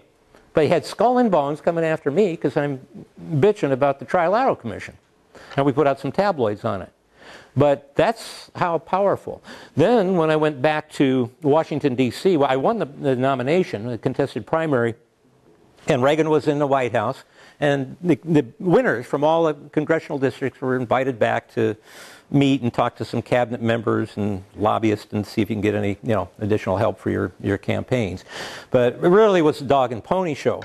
And he was talking to the press, and he was talking about the taxes he cut. Well, he didn't cut any taxes. It was the largest tax increase in history, which was the exact opposite what the newspapers were saying. And I was sitting like you, and when he's talking, I'm going, this is a dog and pony show. I wasn't elected for this, but the exact opposite of what I stood for. So I stood up and I said, hey, wait a minute. You're lying about that. You said you were against Jimmy Carter's trilat appointments. You did that wrong. You're shipping wheat to the Soviet Union, and we're getting a shaft. Anyway, I went through that, and then he finally said, shut up. And so that went viral. So we were on the Good Morning America and Crossfire. Mostly the Gannett newspapers and so forth on the front page. So on Crossfire, which was Pat Buchanan and Tom Braden. Tom Braden was the man in charge. We were talking earlier about that American Committee for United Europe. He was the CIA person responsible for getting money to the various institutions and candidates to create that North American Union and to cause trouble for those groups and independent groups that wouldn't go along with them. And he's a member of the Council on Foreign Relations. But that interview, which I opened up a page with the Trilateral Commission, I'm sure this has one in there, one of the pages. It's a terrific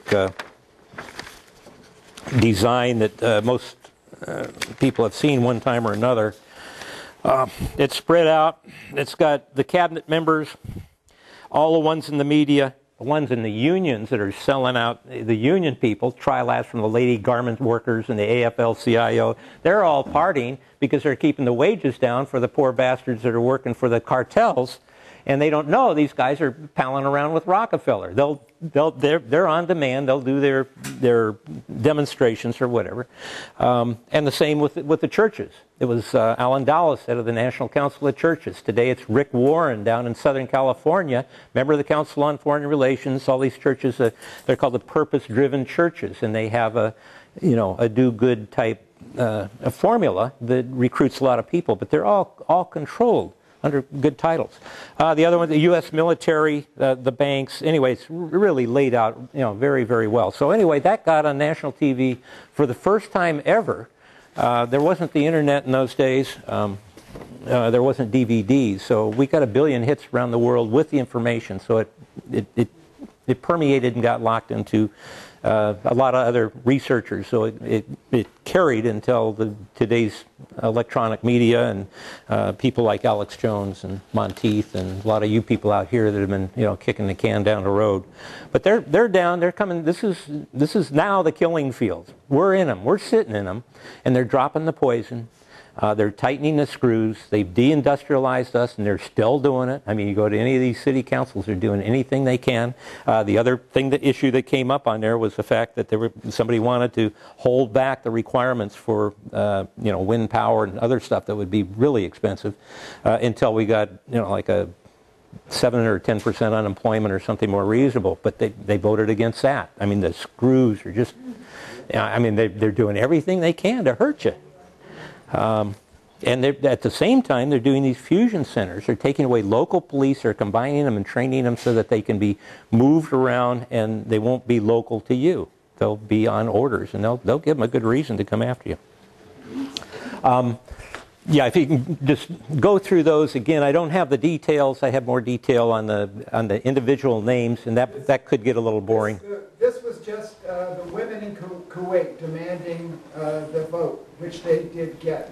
In a one-day demonstration, the Kuwaiti authorities caved, but it was a great celebration. And you can see how happy the Iraqis are there on the left. They don't have voter fraud. You get a print when you vote. Well, they have the largest United States embassy in the world now, I understand. And all those contracts that were done before we ever invaded. This is outrageous. Staff in the U.S. embassy in Iraq right now. I mean, it's criminal. And this is the young woman who there were 2 videos of her dying. She was shot in a demonstration on camera. She was on camera when she was shot, and she bled out on camera. And of course, she was a rallying cry for these people who wanted to topple the tremendously corrupt ayatollahs in Iran who don't have a Rothschild central bank. They do. And they use the Sharia law for their banking. Bruce, should that say Iran on top of Iraq? Slide is wrong. Oh. Oh no, okay. When I copied that slide and I didn't change the letter, so I'm sorry about that. It's Iran, I'm sorry. Now, there's a lot of things you can be doing. Alex Jones is in this area is on 6 hours a day. I mean, it's really a blessing. So there should be a time when you can listen to him. A lot of valuable information. We've got DVDs here almost all the time for almost nothing. It's time to face the family and let them know what's going on. In fact, what would be great is if a few of you could come up with presentations as how to address a relative that don't particularly want to, like, hey, I'm sorry to do this, but I really want you to look at this. Things are really getting tough. So if you can come up with a couple combinations like that, you need to do it. But if somebody's got a nice way to state that, help. And again, a letter to the editor. If you can't get in there, sometimes they're a little bit tight with those, but you can usually get on the blogs. You got to start. You got to be active. Do the important things to take care of yourselves. But the other thing I don't want to see done is that we crawl into a hole to just survive. We got to fight back.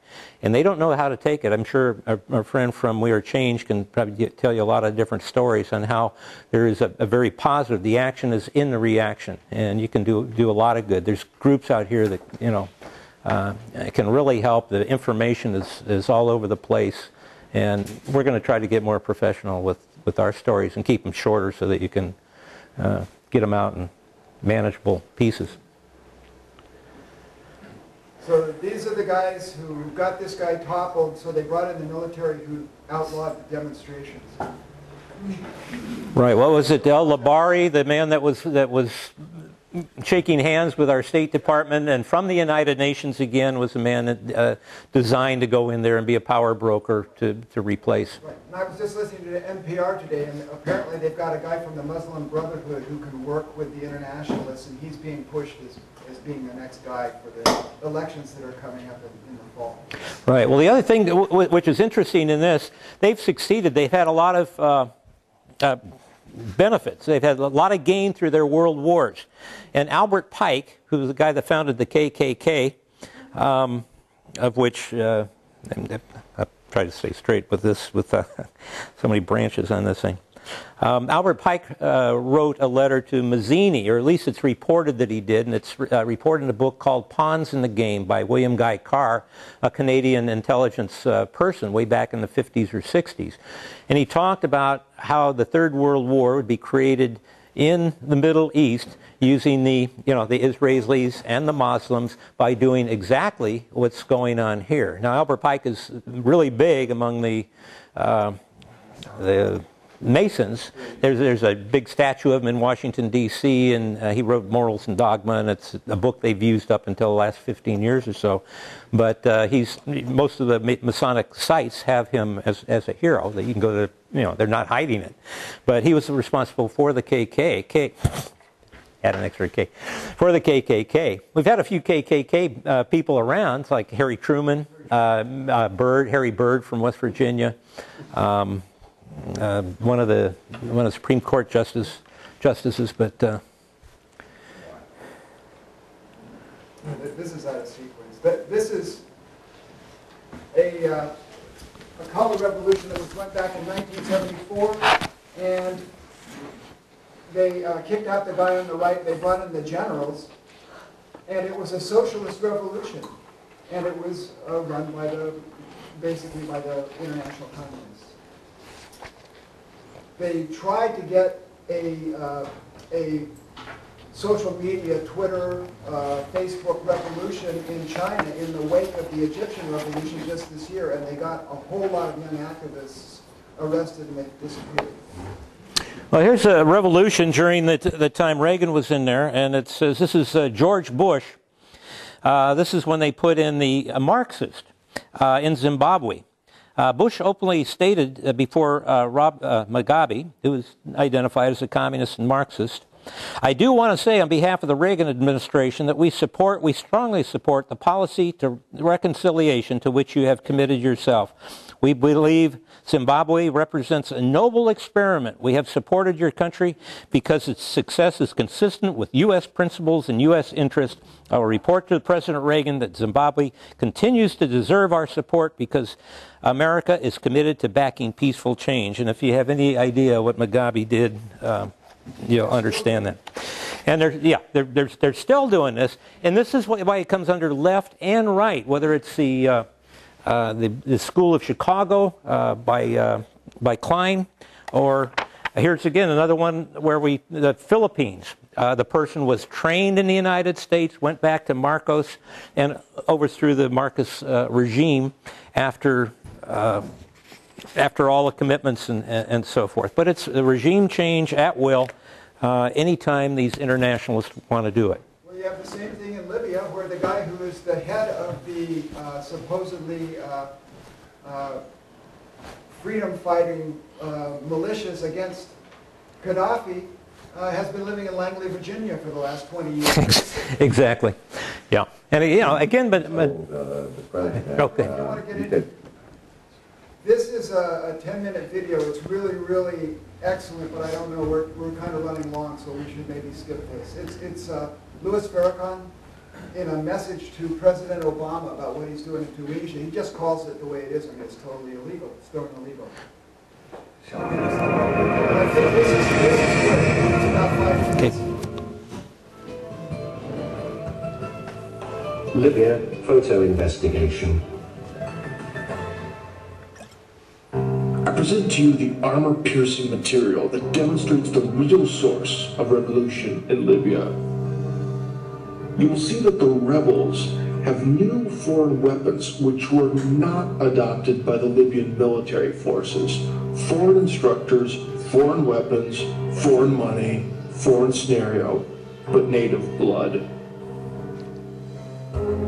When the flow of pictures from Libya started, the evident staged character of the pictures led one to want to take a deeper look at the situation. Note, all the pictures shown were taken by Western journalists, highlighting the situation from the rebel standpoint only.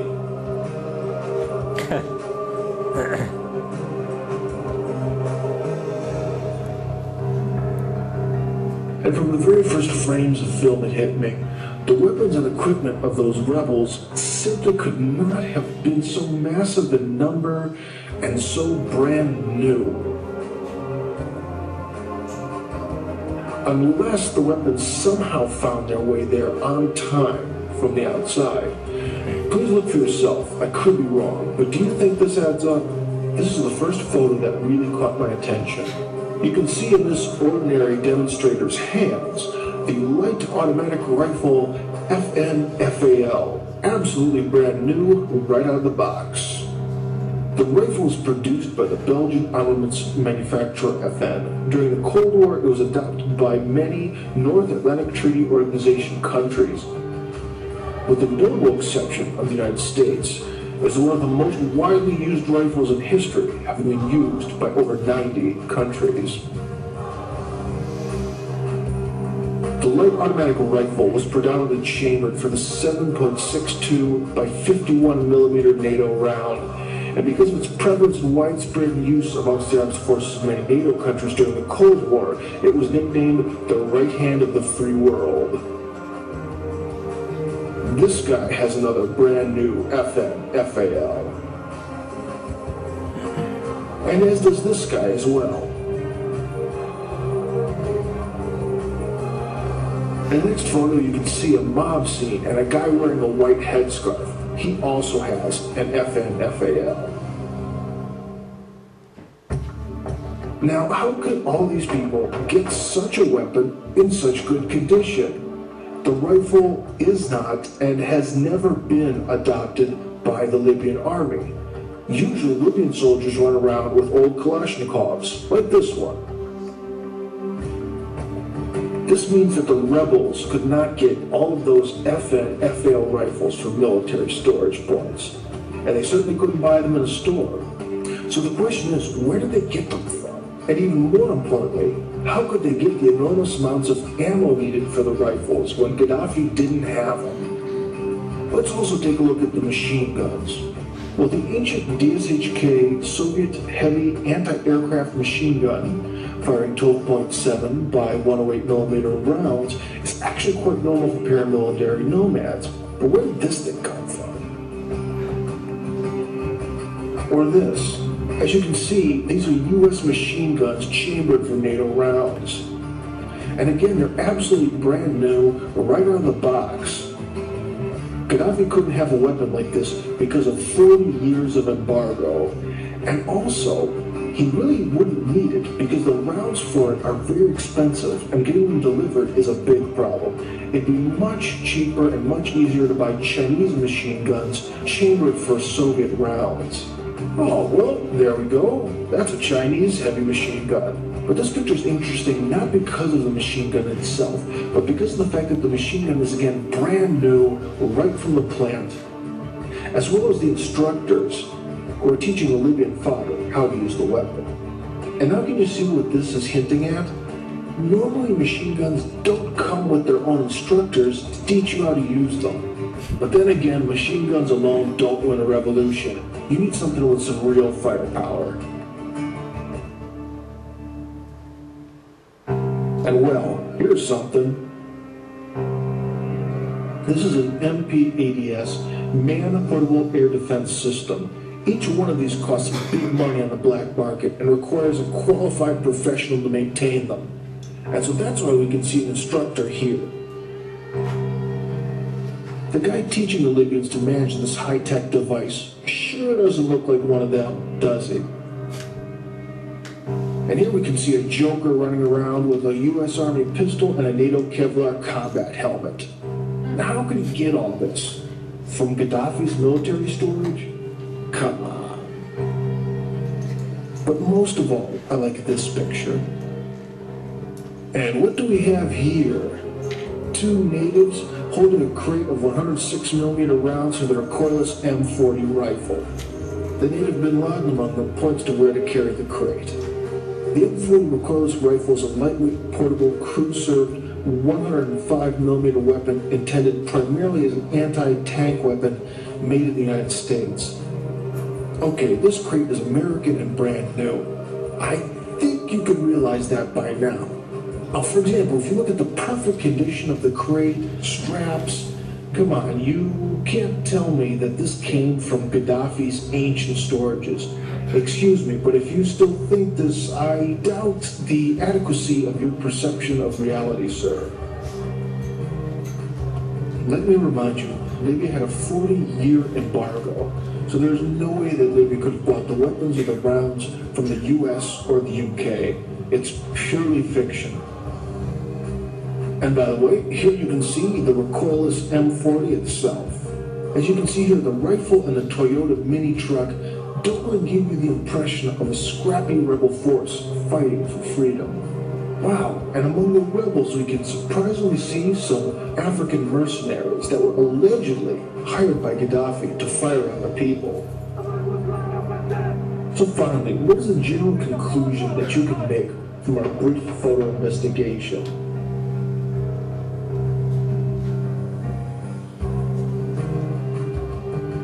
Well, we can see a lot of brand new NATO weapons, foreign instructors, American ammo, new uniforms and equipment, and a suspiciously large amount of non-Libyan mugs. Do you know what this looks like? You're absolutely right. It definitely looks like a well-organized coup from abroad. The foreign managers have brought the people, provided the brand new weapons, instructors, and equipment, all to the young people in Libya. Naive young people who will work for free drugs, dope, and just the rush of being a revolutionary. Well, maybe you still don't believe me. You've taken a look at all the photos, and there's still some doubt. Well, let me show you one last photo. This is what a real desert fighter looks like. No clean NATO weapons, no shining brand new American ammo from unopened boxes, and no Kevlar vests from Europe. Just some rags, an old gun, an axe, and the will to fight.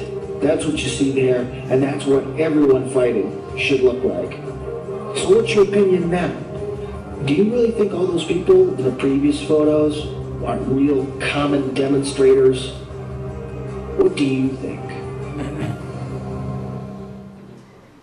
Very good. We have projects. Well, I think that was really the cherry on the cake there to understand that. And then the fact, again, the left and the right, how they use you, how they're going to create the emotion to drive you to action or inaction. They're going to use it constantly, all that behavioral stuff I was reading. And they're messing with us, you know, internally and behaviorally and every other way. There's another old, sorry, that's okay. There's another real old presentation on how the left and the right is used. And it goes through 4 or 5 different steps about creating the appearance of popular support and using terror and using two sides against each other. It's called Anarchy USA, and you can find that on a Google on a Google site. And some of that will get your emotions going a little bit. It'll be a good test to, you know, see how to control it. But it shows the methods in which they use to control us and to get us acting in the way they want us to act. But anyway, thank you very much. You've been a very quiet and patient audience. If you want to do a few questions, I can do that. I see it. Maybe the question, Tom? I just have a short little announcement. Google at the end of the month is not allowing any more uploads, and by about mid-next month, they're shutting the entire site down. If you've uploaded any videos to Google, grab them. If there's anything up there that you want, grab it, because it is going completely offline within about a month. It's done. Why don't you run for office? I have a few times. Takes a little bit of money.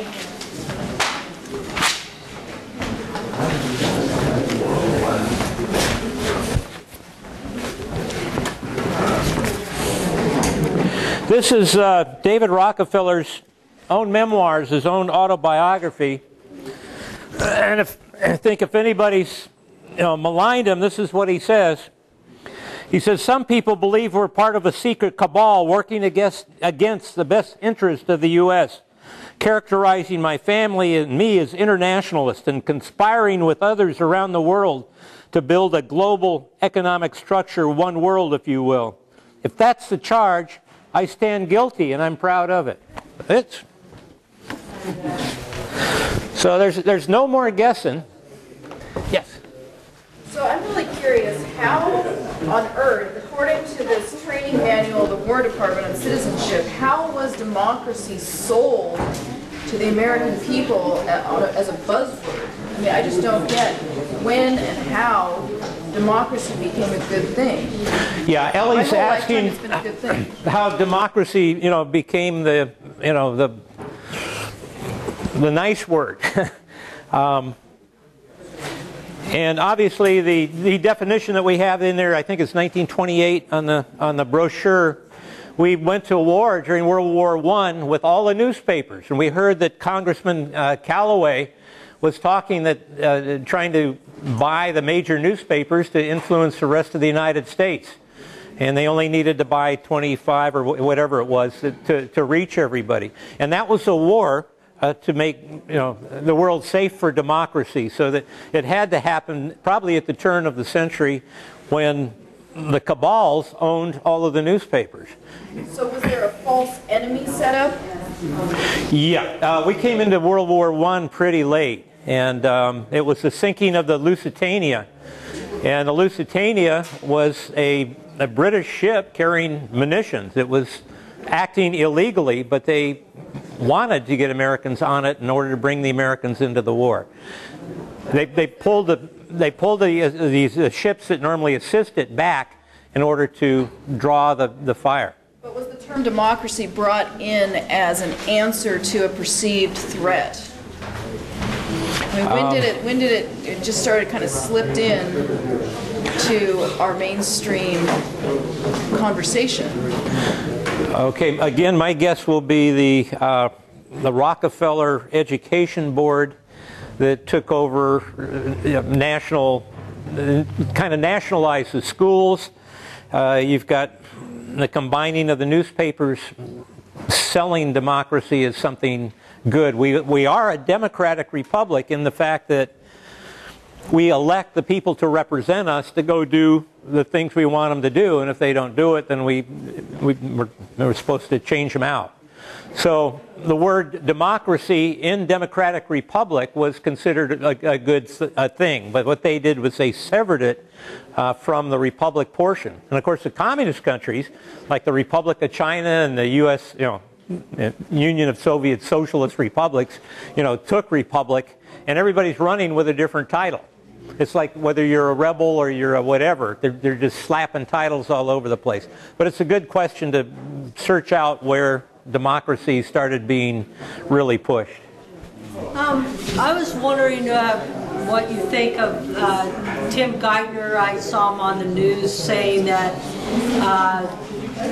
that the Congress was going to raise the debt ceiling, that there was no question about it. And then I've heard also that there was questions with the Tea Party, whether the Tea Party could actually have enough clout to actually not extend the debt ceiling. Do you know anything about that, or? I know this isn't quite. Oh, that's okay. Yeah, I don't think the Tea Party has enough clout yet. They did make a big inroad last time. Timothy Geithner was on the Federal Reserve and connected with all the various banks. His father, Philip Geithner, in fact, was handing out Ford Foundation money to his mother. She was connected with a number of banks, and she was doing what they were doing with the color revolutions in Indonesia, sorting out Ford money to the various institutions and political groups that was conducive to their operation in Indonesia. So she had, there was CIA activity within the Barack family for a long time. And I think that's basically what he's trying to cover with the birth records, because I believe when he went to school, he, for convenience, he was booked in as a foreign student, and it just got meshed. But he's had, if anybody's seen the movie, I recommend it. It's called The Boys from Brazil, and it's where people from Germany ended up in Brazil, and they were wanting to create another Hitler. So they created the conditions that Hitler had, like a welfare mother and a father that worked for the state or whatever. Very interesting thing, but they believe in this behaviorism and you as a end product, that you're a resource that can be fashioned. And I think that it's just not Barack Obama. I think they probably got several hundred people that are groomed and possible candidates, and they run them for local offices and so forth around the community. We've had them in our own community here, and you can find, I name a few from Stanford and a few other places, but. The Republican that's the head of the Republican delegation in California is a man by the name of David Dreyer. He lives down towards Los Angeles. He's a member of the Council on Foreign Relations. He did a oration for Peter Drucker, who's the man that designs all systems and procedures for the huge companies on how to get the most out of workers. He was an advisor to Rick Warren, who I mentioned earlier about the purpose-driven church. So they're very good with their systems and procedures. That's Saddleback. Yes, yeah. And approaching these or attending a lot of these organizations, whether it's the left, the right, the environment, the socialists that are against, the people that opposed the World War I, Eugene Debs, and people like that were legitimate, but they were standing, shoulder to shoulder with people like who's the flyer of the aviation, Lindbergh, and his father was a congressman at the time, and so they were America first. They wanted to stay out of the wars and really be about the business of America rather than supporting the internationalists that want to control the world and use our resources and our life and our blood. Yes. A couple questions. Thanks for doing what you're doing anyway. I appreciate that. Is there any evidence that JFK was a member of a secret society or CFR? And I'm wondering what your opinion is of the Venus Project. That's an outshoot of the Zeitgeist movie. With Jacques Fresco, I think his name is. Are you familiar with that? Yeah, I'm not familiar with your Venus Project, but John F. Kennedy, his father, of course, was the ambassador to England, and as such, he knew where the best schools were, which was, where the royalty and the people that were in power. And that was the London School of Economics. We have today, in fact, since the gentleman here that's filming has a lot to do with England with his contacts back there. But there was, during World War II, or a little bit afterwards, I think, Hugh Gateskill ran for Prime Minister in England. And he was supported by a magazine called Encounter. And Encounter was funded by the CIA, and the person in charge of the Encounter magazine was Irving Kristol. Now, if anybody knows who Irving Kristol is, he wrote the book. He is the father of the neocon movement. His son runs the Weekly Standard, and that's William Kristol. And again, this is all part of the project for a new American century. The neocons are made up of old Trotskyites, the split off from the Soviet Union to the United States. You can go back, you can get more information from an Esquire magazine. You go back to an old Esquire magazine that talks all about Gene Kirkpatrick and Moynihan and Irving Kristol and Jack Kemp and these meetings, these group meetings in which included they were Trotskyites in all ways, shape, and form. And they decided they'd occupy the Republican Party, and they've been pretty successful at controlling much of it. And again, they work, parties don't mean that stuff except to how you vote. You're saying that JFK's father was part of a secret society. Oh, no, I'm not. JFK himself, it seems as though in his speech, he was saying that we don't want these secret societies. Right. His father was well connected for a long time. I think his father wanted to stay out of the war with Germany. I think a lot of their fortune came from the Prohibition, where they broke the rules, just like William Russell, the founder of the Skull and Bones, made his money selling the drugs.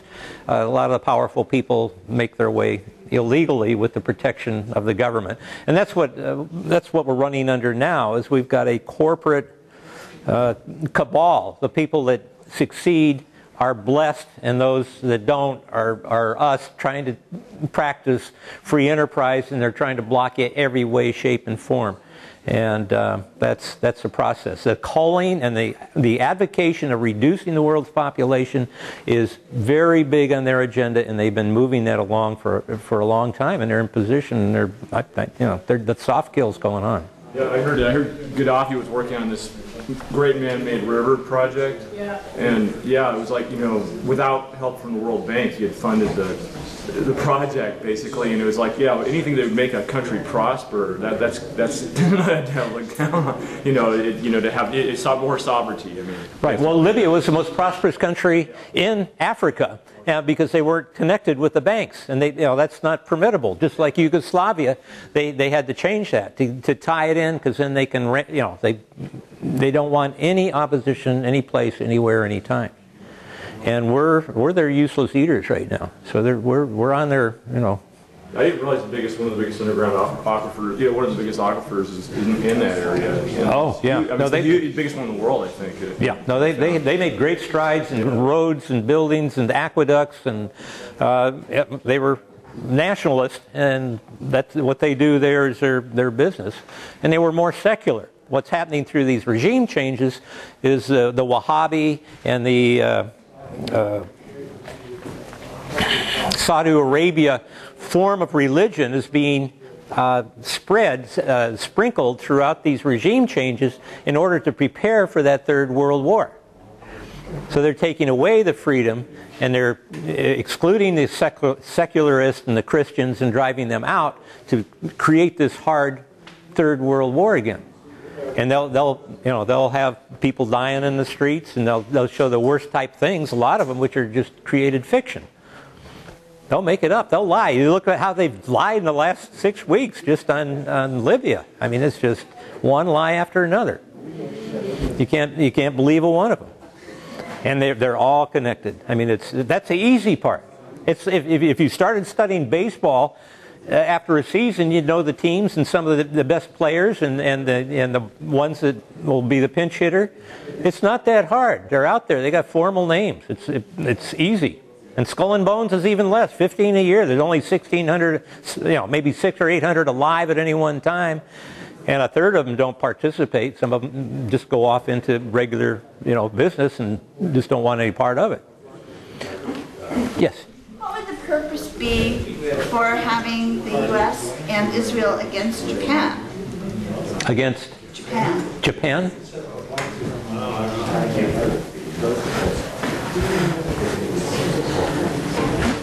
I'm trying to think.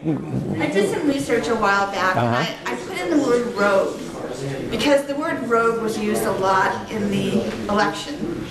And I put the word Japan in, so rogue plus Japan, and I got quite a number of hits on Google, of course, but one of those was Hillary Clinton making mention during one of her speeches about she was really surprised that the government of Japan had gone rogue. Oh, okay. I don't know about that particular circumstance, but I do know that after World War II, we went in there with our systems and procedures under MacArthur. We changed everything around, and we still have troops there to this day, denied them an army for self-defense. We still have troops in Germany, which are there. The German Marshall Fund, which that little city manager that I mentioned about belonged to, is taxes taken from the Germans that goes into a fund that's directed by the people from the United States and the World Bank and us. So they're not really totally free today with our troops. And how would we like occupying troops for a half a century? And that's why we get the blowback too. I'm surprised there's not more people from those Arab countries that are outraged. by what we've done to them. My word. They essentially closed their auto industry down. Boy, that, you know, with the uranium and thing, that looks really bad. My guess is that there's going to be a lot of fourth quarters that aren't going to look very good come a few more weeks, because those parts are needed around the world for processing, and that'll take some time to do. So this rise in the stock market, I just don't get the connection. They just decided to pull 70% of their industry in the United States out, so we've got a lot of workers that are now employed by their companies that are going to be unemployed. Yeah. So that's interesting. Yes. What about the euro? If it does not remain intact, what is that their Achilles heel? At some point, we're going to run out of money. We can't afford to have all our military all around the world. At some point, it sounds like the euro might be in trouble. It sounds like they may not be able to pull this stuff off. Yeah, I'm encouraged about that, although these frat boys from these secret societies usually have plan upon alternative and other scenarios in which to work. I think they've been put back a long period of time. I think they believe that their world government would have been established by the year 2000. They always thought that would be. And there's been little groups, random sometimes, like the John Birch Society or the just various groups that get them off. And fortunately, we do random things that mess them up. It's the broomstick and the bicycle spokes. You can stop it real quick. And they too. They have their health problems. They have marital problems. They have emotional problems. They're like us. They're not gods. And we have the truth for the first, not for the first time, but we have the ability to move that truth, unlike ever before. Before, the papers would they paper over you. Nobody knew that anybody else existed. Nobody could confirm. You didn't know if you had disinformation or it was real or not. We got all that right now. And that warning the gentleman gave in the back room about Google taking down things, that's really bad. That's where they're going after. So you got to use what we got now. And we are changed, guys like this. You get up there and you make a statement and it goes viral. The little kid pointing to the king with no clothes. That's it. Chemtrails. Look at that. They're doing it. They're lying. You catch them in their lies.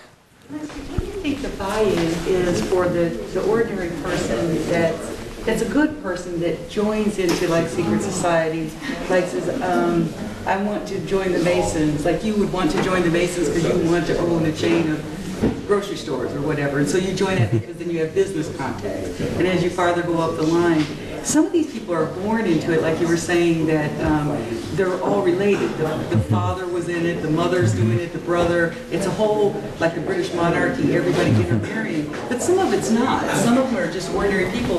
They get into it and they seem to be committed to this cause that they will never see to fruition. Do you see what I'm saying? It's going to take a lifetime. This work, the great work, has been going on for generations, and people don't live that long. And it's not likely that a person would commit to a cause that they themselves aren't going to see a personal benefit in. Like, what would I gain? Yeah. The lady's asking about the world order. That I'm not personally going to ruin because I won't be alive to see it. Right. She's talking about the culpability of people that belong to organizations, and I think this is the real mistake or the problem that occurred when during the Red years, from the 1920s through the 40s, when communist front organizations proliferated all over the place, and the titles were beckoning. She mentioned the Masons. My father joined the Masons for a short time. It took up too much of his time, but he did it for business purposes, thinking of it as a Kiwanis or a Rotary or whatever, just to become engaged. And most people don't devote their lives. But what's interesting about that is it's segmented. I mean, because of the various moving towards the center circle. So somebody at the lower circles, you can, how do you verify something that's going on way up at the top? And so before, all the communications, all electronic communications, especially during the 1800s and times like that, you know, secret societies, I mean, a Masonic society is a great way to move in and out and keep your secrets and, you know, from other people and to accomplish a lot. The Rotarians, by the way, they're an official extension of the United Nations, and part of their oath or whatever, at least in their, if you go to their site, is to support the United Nations. That's part of it. The other, I didn't bring that particular book, but H.W. Bush, the former head of the CIA, when Nixon got put in, he appointed George Bush as head of the CIA, and then he was ambassador to Communist China. His uncle was the head of the Chinese-American Chamber of Commerce. So this is where all our industry and everything went to. It was to Communist China. So our industry is not afraid of the communists in China because they've got their assets there. They're afraid of the American people because we have our votes and we might become independent once again. But the same thing happened with the Soviet Union. We put the Soviet Union together. Sutton's trilogy shows we funded it. Arm & Hammer was there. All the rest of them were there, building truck factories. Ford was there. The rest of them, creating the enemy. And the same thing happened with Hitler. And that would take, you know, a lot more time. But it goes back to the Union Bank. Averell Harriman is the godfather of the Democratic Party, Skull and Bones. And of course the Bushes, you know, after the, you know, generation after generation, has been active in the Republican Party, together with the Chafees, and you just go down the list. It's kind of fun. Again, you put the players on there. You can put it on a board and give them different values. But a gaggle of foundations is the way they've been very successful. One of the important Skull and Bones people is a man by the name of Daniel Coit Gilman. He's the one that incorporated the Skull and Bones into the Russell Trust. They own a whole island called Deer Island. If you get the movie, shoot, I can't think of it. I'll think of it in a minute. But Daniel Coit Gilman, he was the head of the California school system until a socialist newspaper started checking out what was going on with him and his activities, and he left the state, and there's a letter that came up in some historical thing saying, I got out of California just in the nick of time. But he incorporated Carnegie endowment, and he's a very busy person. Went back to Cornell, real busy, powerful person. But that's Daniel Coit Gilman. In fact, it was the Granges, get this, it was the Granges that drove Daniel Coit Gilman out of California. And I don't know if that's Googleable. I don't know if you can Google that, but you can find it in one of Sutton's books when he was ferreting out Daniel Coit Gilman.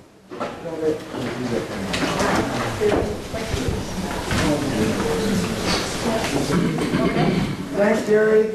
You're welcome. Thank you, everybody.